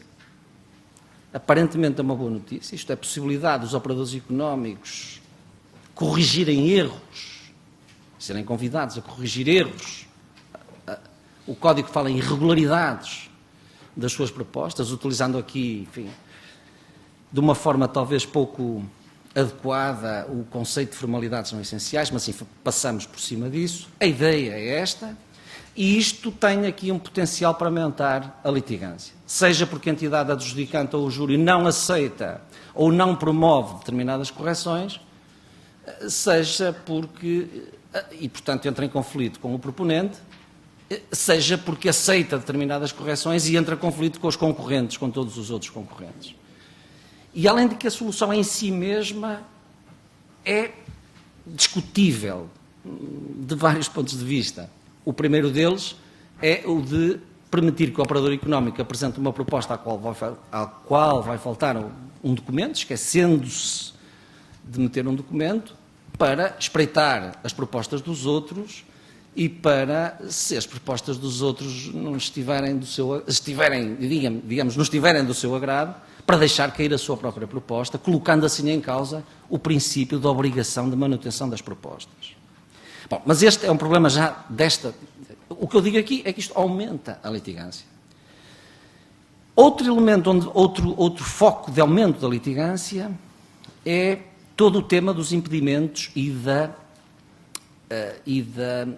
chamada autolimpeza, da possibilidade de os impedimentos serem objeto de uma operação de limpeza nos termos do agora artigo 55A. E isto, o legislador aqui tomou uma opção, digamos, que eu posso perceber, porque havia dois caminhos e seguiu um, mas penso que o que seguiu é o que vai aumentar mais a litigância. É dentre os dois, é o que propicia maior litigância. Porquê? Porque, relativamente a isto, para rapidamente explicar o que aqui está em causa, o que aqui está em causa é saber que entidade tem a responsabilidade ou o poder de avaliar se determinados impedimentos existem num operador económico, por exemplo, relativos à sua performance passada, por exemplo, relativos à questão de saber se uma prévia participação dele na consulta preliminar que a entidade adjudicante fez se podem infectar a sua participação no procedimento. Reparem que nós, historicamente, estamos habituados a trabalhar com impedimentos que são mais ou menos objetivos. É crime ou não é crime? Pagou impostos ou não pagou impostos? Tem as contribuições para a Seguridade Social resolvidas ou não? Tudo muito objetivo, resposta de sim ou não. E agora vamos introduzir aqui juízos altamente, enfim, juízos, não diria altamente, juízos discricionários, e mais, eu até diria juízos de oportunidade, em certa medida, das próprias entidades adjudicantes, sobre se aquele operador económico está nesta condição ou naquela, ou se fez tudo para apagar um mal do seu passado, na questão das tais operações, das tais técnicas ou mecanismos da autolimpeza. Quando um operador económico praticou, por exemplo, um crime no passado, se agora adotou as medidas para se tornar um operador económico exemplar. Bom, e portanto, nos dois casos, o que é que o Código fez? Nos dois casos, relegou para as entidades adjudicantes, em cada situação, em cada procedimento, um juízo sobre isto. Em vez de ter feito aquilo que me parece que deveria, e estou a dizê-lo agora porque eu disse antes do Código, não é? Que era ter aqui um mecanismo centralizado para estas duas coisas. E nós vamos ter, porque há aqui um soundbite que está por trás do Código, aliás, soundbite que tem diminuído de intensidade, deve dizer-se, que é o da regulação da contratação pública. A ideia de que há regulação da contratação pública, aparece até um capítulo que é governação ou regulação da contratação pública. A ideia de temos um regulador da contratação pública que é o INPIC. Tudo bem, ótimo, bem-vindo, boa notícia, mas o que é que um regulador da contratação pública deve fazer? Tratar da lista das chamadas blacklists, não é? É aquilo que fazem os reguladores, ou seja, é tratar de saber quais são os operadores económicos fiáveis ou aqueles que têm que ter uma lista, estão numa lista negra e dizem assim, não podem contratar. E essas decisões estão centralizadas. Tanto a decisão sobre, por exemplo, o que significa a bad performance passado, como as decisões sobre a adoção de medidas organizativas e de medidas gestionárias que signifiquem a limpeza de um mau passado. E tudo isso, esta avaliação está centralizada. O legislador, apesar de ter dito que há um regulador da contratação pública, não deu nenhum poderes a esse regulador, não, vai fazer uns manuais de contratação pública, que aliás, deixem-me dizer, isto também é talho de foice, que vai ser um outro elemento que vamos ver o que é que vai trazer, porque nós temos os escritórios de advogados têm manuais, mas valem o que valem, não é? Toda a gente sabe, mas um manual de contratação pública do INPIC, se fizerem, um manual de boas práticas de contratação pública, tem ali alguma nota de oficialidade. Só para vos dizer que em Itália anda uma grande discussão sobre isto, porque há uma entidade correspondente ao nosso INPIC em relação a isto, chama-se Autoridade contra a Corrupção, quer dizer, que tem esta função de regular os contratos públicos. E tem estes poderes que eu acabo de referir, estes poderes centralizados. E uma das discussões que anda lá, aliás, na Teoria Geral do Direito Administrativo, não apenas na contratação pública, é o que é que valem os códigos de conduta desta entidade para a contratação pública.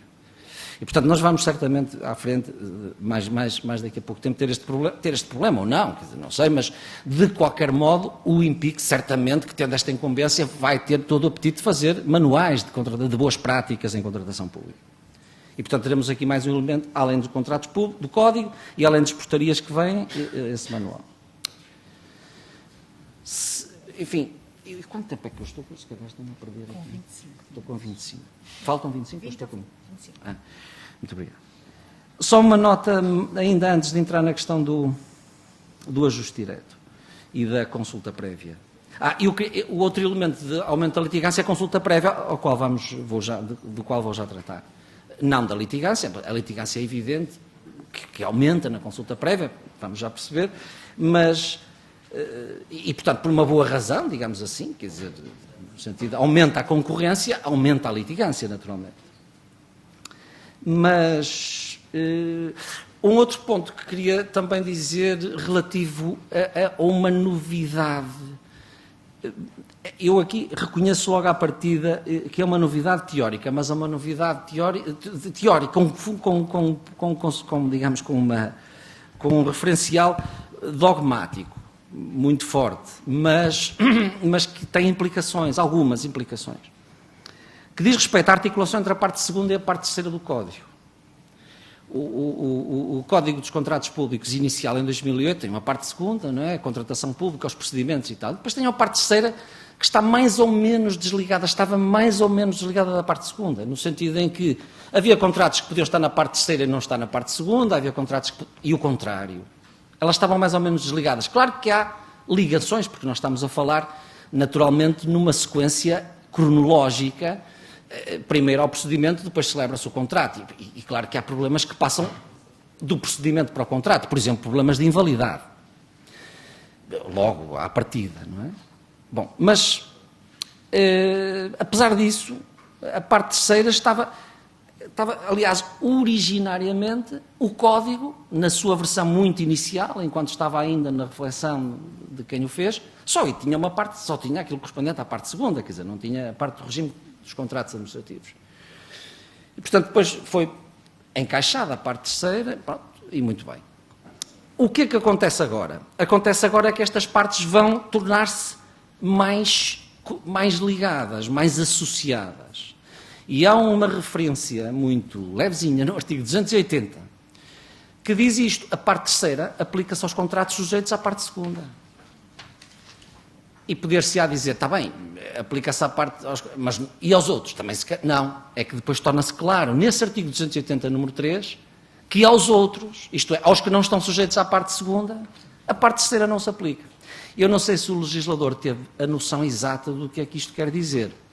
Porque o que isto quer dizer é que, por exemplo, os contratos sobre o exercício de poderes públicos que o Código regula, em 2 artigos, que o Código não regula, mas pronto, mas tem lá 2 artigos sobre o Código de Contratos sobre o exercício de poderes públicos, Bom, esses e todos os outros artigos da parte terceira só se aplicam se o contrato estivesse sujeito à parte segunda.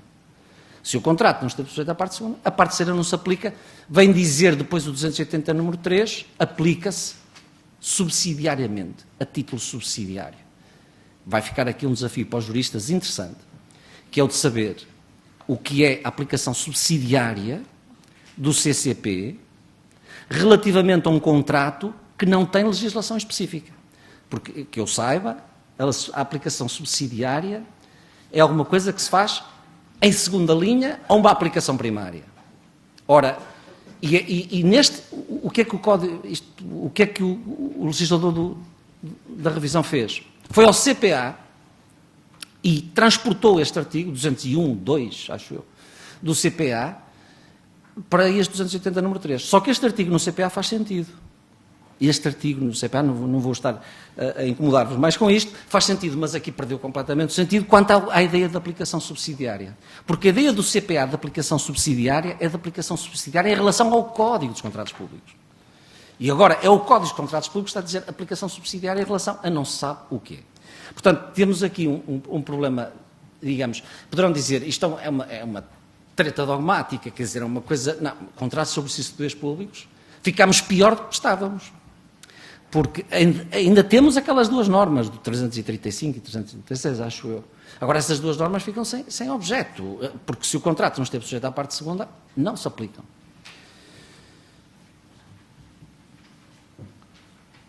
E vamos então ao ajuste direto.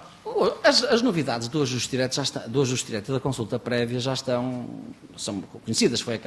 Foram aquelas que o autor do Código, o Governo, anunciou como uma coisa gloriosa e tal. A ideia de que, portanto, vamos ter relativamente aos procedimentos dos antigos limiares de ajuste direto, vamos ter uma divisão em 2 limiares ali para baixo, portanto, contratos de empreitadas de 150 mil para baixo e contratos de prestação de aquisição de serviços de 75 mil para baixo, de 75 mil euros. Portanto, estamos dentro dos limiares clássicos do ajuste direto geral, vamos dizer assim, depois não há o ajuste direto simplificado. Bom, e relativamente a estes,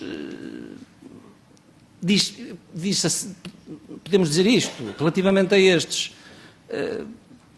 destes valores para baixo, vamos criar abaixo deste um outro limiar, no caso das empreitadas, o limiar de 30 mil euros, e no caso dos serviços e produtos, 20 mil, serviços e fornecimentos, 20 mil, e dizer, então isto, se o contrato que a entidade adjudicante quer celebrar de empreitado para arranjar um passeio custa 20 mil euros, está abaixo do limiar de 30 mil, pode ser para ajuste direto, pode convidar um proponente, uma entidade, um operador. Se custa 40 mil euros, já não pode convidar uma entidade, porque já ultrapassou o limiar do ajuste direto. E passamos então para o limiar da consulta prévia. Tem que convidar pelo menos 3 operadores económicos. Tem que pedir 3, tem que fazer 3 convites. Bom, a situação é igual para os serviços. Se o serviço jurídico, imaginem jurídico, que a entidade adjudicante, ou outro, quer comprar, o preço está nos 15 mil euros, pois pode escolher livremente a entidade que lhe vai apresentar a proposta e que vai convidar. Se está nos 40 mil ou nos 30 mil, pois já não pode, já tem que convidar 3 proponentes. É isto. É isto. Em termos, digamos, a notícia é esta. Agora, dito isto, nós temos a seguir que dizer alguma coisa mais, porque nós estamos a falar de procedimentos que não variam só em função de, num caso, eu ter que convidar um e, noutro caso, ter que convidar pelo menos 3. É que estamos a falar de realidades verdadeiramente diferentes em termos procedimentais. Porque o procedimento de ajuste direto, agora estou a falar do ajuste direto no sentido novo do termo, não é? O ajuste direto que vamos ter agora, de 1 de janeiro de 18 para a frente, é que o procedimento do ajuste direto é um procedimento com uma proposta única e tem uma tramitação super simplificada. Não há júri, não há audiência prévia, não há negociação, quer dizer, não existe nenhuma tramitação especial. Existe um convite, Existe um caderno de encargos, portanto, existem documentos, mas não existe júri, não existe relatório preliminar, não existe audiência, não existe... basicamente, portanto, é um procedimento altamente desformalizado, digamos assim, não é? Embora com momentos documentais. É, sobretudo, um procedimento com momentos com relevância documental. A entidade adjudicante diz o que quer e o concorrente apresenta a proposta. E pronto, está resolvido o contrato, a seguir faz-se a minuta e celebra-se o contrato. O caso, na consulta prévia não é assim. Na consulta prévia vamos ter um procedimento normal, embora com prazos muito curtos, prazos que, por exemplo, para a apresentação de proposta podem ser, para a audiência prévia, desculpa, para a apresentação de proposta não diz a lei quais são, mas para a audiência prévia podem ser são prazos de 3 dias, e portanto em que a resposta do concorrente ao relatório preliminar do júri, e aí tem de haver júri, ao relatório preliminar do júri tem de ser apresentado em 3 dias, portanto temos uma tramitação acelerada, mas temos tramitação na consulta prévia. E temos tramitação e temos competição. E, portanto, podemos ter litigância. Este é que, para referir e para retomar a ideia que disse há pouco, é que, de facto, isto não é preocupante, o aumento da litigância, nos casos de consulta prévia em razão do valor, no caso em que a entidade adjudicante faz consulta prévia em razão de valor, mas nós vamos ver que a consulta prévia também vai aparecer-nos nos critérios materiais, como já vamos ver a seguir. E aí o problema da litigância, eu diria, não em razão do valor, se o critério for do preço, mais baixo. O que é normal, vamos dizer assim, no caso de consulta prévia, será normal, penso eu. Não é? Pode-se antecipar que essa é a situação, que a entidade adjudicante vai fazer uma consulta prévia com um modelo de avaliação super sofisticado que vai criar, digamos que está a criar um problema para ela imediato, não é? E, portanto, enfim, mas não podemos dizer mais do que isto. De toda a maneira, estamos a falar, não é só, queria, digamos, notar isto, não é apenas uma questão de, num caso, poder escolher convidar um e noutro vários, são 2 trajetos procedimentais diferenciados.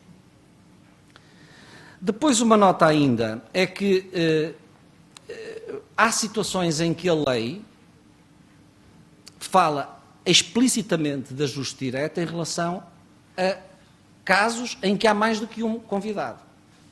Dou-vos 3 exemplos disto.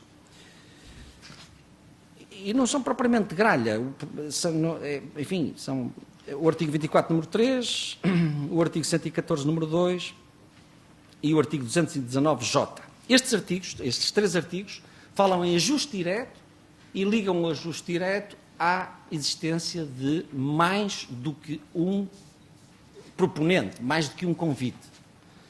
Por exemplo, no caso de concursos desertos, têm que ser convidados em ajuste direto e falam em ajuste direto e vários convidados. Só para dizer que, neste caso, se coloca aqui a dificuldade de saber que procedimento é, não é? Porque, nos termos da lei, se eu faço um concurso de concessão ligado à questão ligado a um contrato de prestação de serviço a seguir, eu posso, no aviso de abertura do concurso de concessão, restringir o acesso ao concurso que faça a seguir, ao procedimento que faça a seguir, procedimento, por exemplo, para a elaboração de um plano ou para a elaboração de um projeto, posso fazer uma restrição e dizer só vêm aqui os que forem escolhidos no concurso de concessão ou no novo concurso de ideias. Aqueles que ganharem prémios e que ficarem primeiro, segundo e terceiro. E depois a lei fala em ajuste direto. Este ajuste direto tem que seguir o regime da consulta prévia. É um ajuste direto, digamos. A lei fala em ajuste direto, mas penso que quererá necessariamente, digamos, integrar o momento de concorrencialidade, não é? O momento de competição que a consulta prévia traduz. A existência de um relatório preliminar, a existência de um júri, a audiência. Portanto, tudo isto faz sentido nesse procedimento, que não é literalmente, legalmente, um procedimento de consulta prévia, mas que tem de seguir esse desenho, porque, digamos, a intencionalidade das normas da consulta prévia abrange esses casos. Depois, ainda relativamente antes de algumas regras sobre o ajuste direto, queria chamar-vos a atenção para uma outra. Não é novo o que vou dizer sobre o concurso público urgente, mas eu acho que o concurso público urgente tornou-se praticamente um concorrente muito sério da consulta prévia. E ainda não fiz esta avaliação completa, mas não sei se o legislador não é até mais generoso para as entidades adjudicantes na potencialidade de tratarem, no caso de concurso público urgente, do que no caso da consulta prévia. É uma avaliação que tem que se fazer mais rigorosa, mas, por exemplo, em termos de prazos, vejam, por exemplo, que no concurso público urgente, a entidade adjudicante pode pedir proposta em 24 horas. E está bem, mas é preciso urgente. Essa é outra questão que queria deixar, é o que é que significa em caso de urgência no concurso público urgente. Porque o artigo, a norma que fala em urgência, há várias normas, pelo menos 3 normas que falam em urgência no Código. Há este artigo 155, em caso de urgência, não diz mais nada. Não diz mais nada. Mas depois há outra norma que não tem nada a ver com isto, tem a ver com o ajuste direto, que é do 24.1c, que diz por motivos de urgência imperiosa resultante de acontecimentos imprevisíveis, enfim, aquela ladainha clássica do ajuste direto por urgência, por razões de urgência. É outra coisa. A urgência do 24 não tem nada a ver com a urgência do 155. Ou a exigência, não é? De fundamentação. E depois também há razões de urgência no artigo 136, número 3, para encurtar prazos de apresentação de propostas. No 136, número 3, o prazo para a apresentação de propostas pode ser reduzido nos casos em que uma situação de urgência devidamente fundamentada. Bom, sim.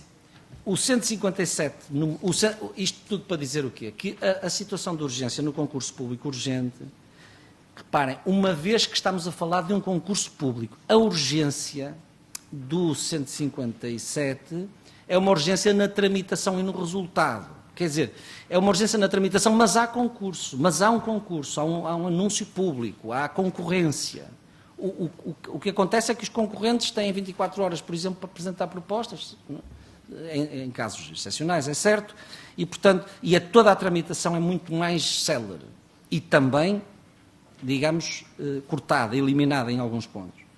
Enfim, era só uma pura referência. Eu digo que em caso em que a entidade adjudicante possa invocar a urgência, eu não sei se o concurso público possa invocar a urgência neste sentido mais simplificado e menos exigente, se o concurso público urgente não é hoje um candidato sério e digamos, em competição, não é? Com a consulta prévia. E vou mais longe relativamente a isso. Se quiserem dizer, não, mas é urgente, tem que sempre falar na urgência, tem que sempre haver uma urgência, tudo bem, claro que sim. E vou mais longe, então, relativamente a isso, e falo mesmo no próprio concurso público. Porque, vejam bem, o concurso público, artigos 130 e seguintes, só para falar em prazos, relativamente a concursos nacionais, o prazo para a apresentação de propostas pode ser 6 dias. O prazo para a apresentação de propostas em empreitadas de obras públicas pode ser 14 dias. E aqui não é preciso fundamentar urgência. Aliás, o que diz o 135, número 2, é que em casos simplificados, mesmo nas empreitadas, pode ser 6 dias. Ora, e isto pode fazer do concurso público, digamos, se a entidade adjudicante, enfim, quer dizer, o que é que eu quero dizer aqui? Isto pode ser invocado, talvez não seja tanto pela entidade adjudicante, mas é mais pelo Tribunal de Contas. Estou a ver aqui pessoas do Tribunal de Contas, pode ser mais invocado pelo Tribunal de Contas, para dizer assim, mas a fundamentação, a consulta prévia tem que ser fundamentada, porque o Tribunal de Contas começou uma luta contra o ajuste direto. E eu antecipo que, não imediatamente, mas venha uma luta contra a consulta prévia, porque vem dizer assim, fundamente lá a consulta prévia. Porquê é que só convidou 3? E a entidade dos não, porque isso aqui é um procedimento mais simples e tal. Já viu bem o concurso público? O concurso público são 6 dias para apresentar a proposta. E, portanto, eu não sei se... E, portanto, é mais na perspectiva, digamos, do controle do que propriamente na perspectiva da opção da entidade adjudicante, porque a entidade adjudicante o que quer... A entidade adjudicante certamente o que quer é menos poluição nos seus procedimentos. Mas perdida, digamos, o cristal de cor-de-rosa, que era poder convidar um, não é? Quer dizer... Na verdade, ela vai ter que convidar 3. E de convidar 3 significa que tem concorrência, que tem litigância possível, que tem medidas, que tem efeitos suspensivos automáticos num procedimento pré-contratual. Portanto, os concorrentes ganham, aqueles concorrentes que foram convidados, não é? Que foram convidados, tiveram o benefício do convite, ganharam os direitos todos de um concorrente. Todos. E, portanto, o que temos ali... A consulta prévia é um concurso limitado aos convidados, com todos os direitos para eles. E, portanto, não sei se o Tribunal de Contas não venha um dia dizer não, mas afinal esta consulta prévia, o legislador já deu aqui o passo inicial. E então vamos lá, verdadeiramente, se querem, o que verdadeiramente existe de possibilidade para as entidades adjudicantes excluírem a concorrência, são no fundo, empreitadas até 30 mil e serviços até 20 mil, a partir daí é concorrência. E concurso público, ou seja o que for. Faltam 1 minuto ou 2 minutos, e apenas para dizer, para chamar a atenção para um artigo, que é o 27A. O 27A tem uma incidência relativamente uma incidência, como base de incidência, peço desculpa, aos artigos 24 a 27. Eu estou a terminar, mais de 2 minutos. Os artigos 24 a 27. Os artigos 24 a 27 são as situações de ajuste direto por razões materiais. Nós temos uma preocupação, enfim, e um interesse especial nos ajustes diretos por razões de valor, portanto, neste esquema que acabo de referir. Mas o ajuste direto a razões materiais, digamos, por razões materiais, por critérios materiais, está, aliás, em linha com as diretivas, com algumas divergências, com algumas diferenças aqui ou ali, que também não deixam de ser importantes, mas, enfim, basicamente corresponde a um procedimento previsto nas diretivas, que é o procedimento de negociação sem aviso público, sem aviso prévio, sem anúncio prévio.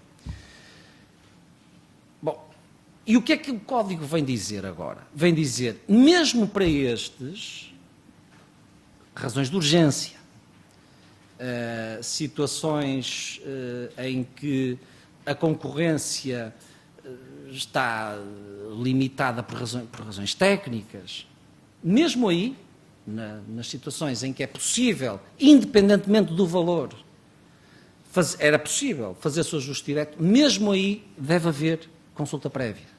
E, portanto, desde que seja possível, certamente não é possível quando se trata de compra de situações de exclusivo. Se eu quero comprar uma vacina que está patenteada e a produção é daquela empresa, eu tenho que comprar àquela empresa, não há volta a dar, e não há consulta prévia que resolva aqui. Mas, tirando esses casos, a consulta prévia, e estou para ver aqui o Tribunal de Contas também, evidentemente, digo eu, chumbar os ajustes diretos clássicos, digamos assim, o novo ajuste direto aqui. E dizer, não, mas era possível a consulta prévia, era possível aqui fazer convite a 3. E, portanto, esta norma, eu penso que isto terá sido discutido também, e terá sido aventada a hipótese de se excluir aqui, de forma mais clara, a situação de consulta prévia. O legislador, o que disse foi exatamente ao contrário, enfim, de certa maneira ao contrário, aliás, até pela própria epígrafe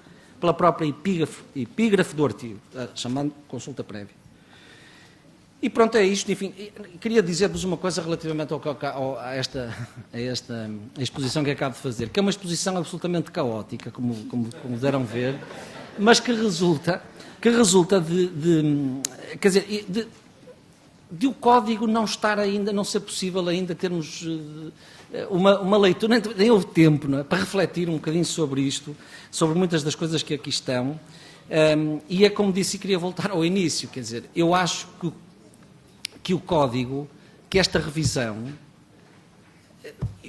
diria assim, numa primeira leitura, vou ver, parece quase tudo igual, tirando os artigos que acrescentam, e depois a pessoa começa a mergulhar naquilo e começa a ver diferenças em todo o lado. É uma coisa curiosa, de facto, como eu, se daqui a pouco for ler aqui o meu artigo novo, vou encontrar, certamente, já estou à espera de encontrar surpresas e novidades, e, portanto, isto vai um bocadinho, e isto baralha ainda, não é? Ainda não pousou aqui, ainda não houve tempo para, mas é perfeitamente oportuno o momento para discutirmos, portanto, não é nenhuma crítica, evidentemente, o momento é perfeitamente oportuno para começarmos todos a pensar um bocadinho nisto e estar alertas. Muito obrigado.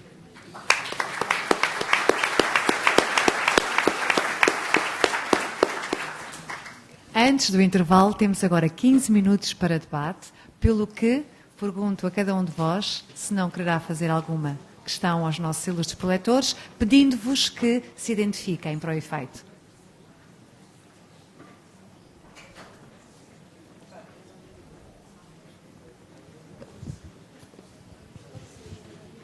Bom dia, Paulo Belo. Gostaria de colocar uma questão ao professor Sanches, que tem a ver com o conceito de entidade adjudicante. E na esfera privada, portanto, um dos critérios que existia antes era o financiamento maioritariamente público. Não, penso que não falou, não sei se mantém ou não. O que eu gostaria de saber era, um caso concreto, uma escola profissional privada que tenha um financiamento de Fundo Social Europeu, mas que suporta o prejuízo da sua atividade, portanto, que eu percebi que era o critério base para ser considerada concorrencial, se neste caso acha que deve ser considerada uma entidade adjudicante ou não. Obrigado. Mais alguma, sim, que esteja no âmbito desta temática?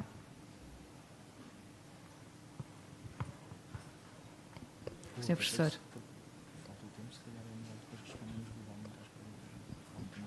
O Sr. Professor Pedro está a sugerir para que reunamos as várias questões para que depois, então, cada um, de uma forma global, responda a cada uma delas.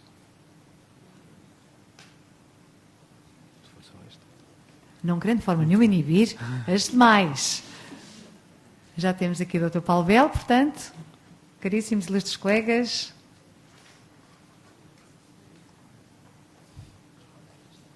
Pronto, doutor. Senhor Professor, faça a favor. Muito obrigado, bom dia, obrigado pela sua questão também. Não há uma alteração no tocante ao financiamento maioritariamente público, porque o debate era verdadeiramente no tocante a saber se há ou não submissão à lógica concorrencial, se suporta ou não os prejuízos, porque aí estava a dificuldade. É uma apreciação qualitativa, não é tão fácil de fazer no plano quantitativo, enquanto que um critério que é cumulativo com este, o critério do financiamento maioritariamente público, o Tribunal de Justiça já fixou os critérios, são mais fáceis de verificar. Ou seja, o Tribunal de Justiça basicamente diz que se usa os resultados de um exercício orçamental, ou se for necessário previsões, o financiamento maioritariamente público é mais de metade, é mesmo o sentido literal, é este tipo de observações que o Tribunal de Justiça faz. Por isso, os problemas não estavam aí, estavam na apreciação qualitativa da submissão à lógica concorrencial. Como a questão do financiamento público, tal como o controlo de gestão e o controlo do direito de designar órgãos titulares de administração, fiscalização ou de gerência. Como esses não se alteraram, nesse plano não modifica nada.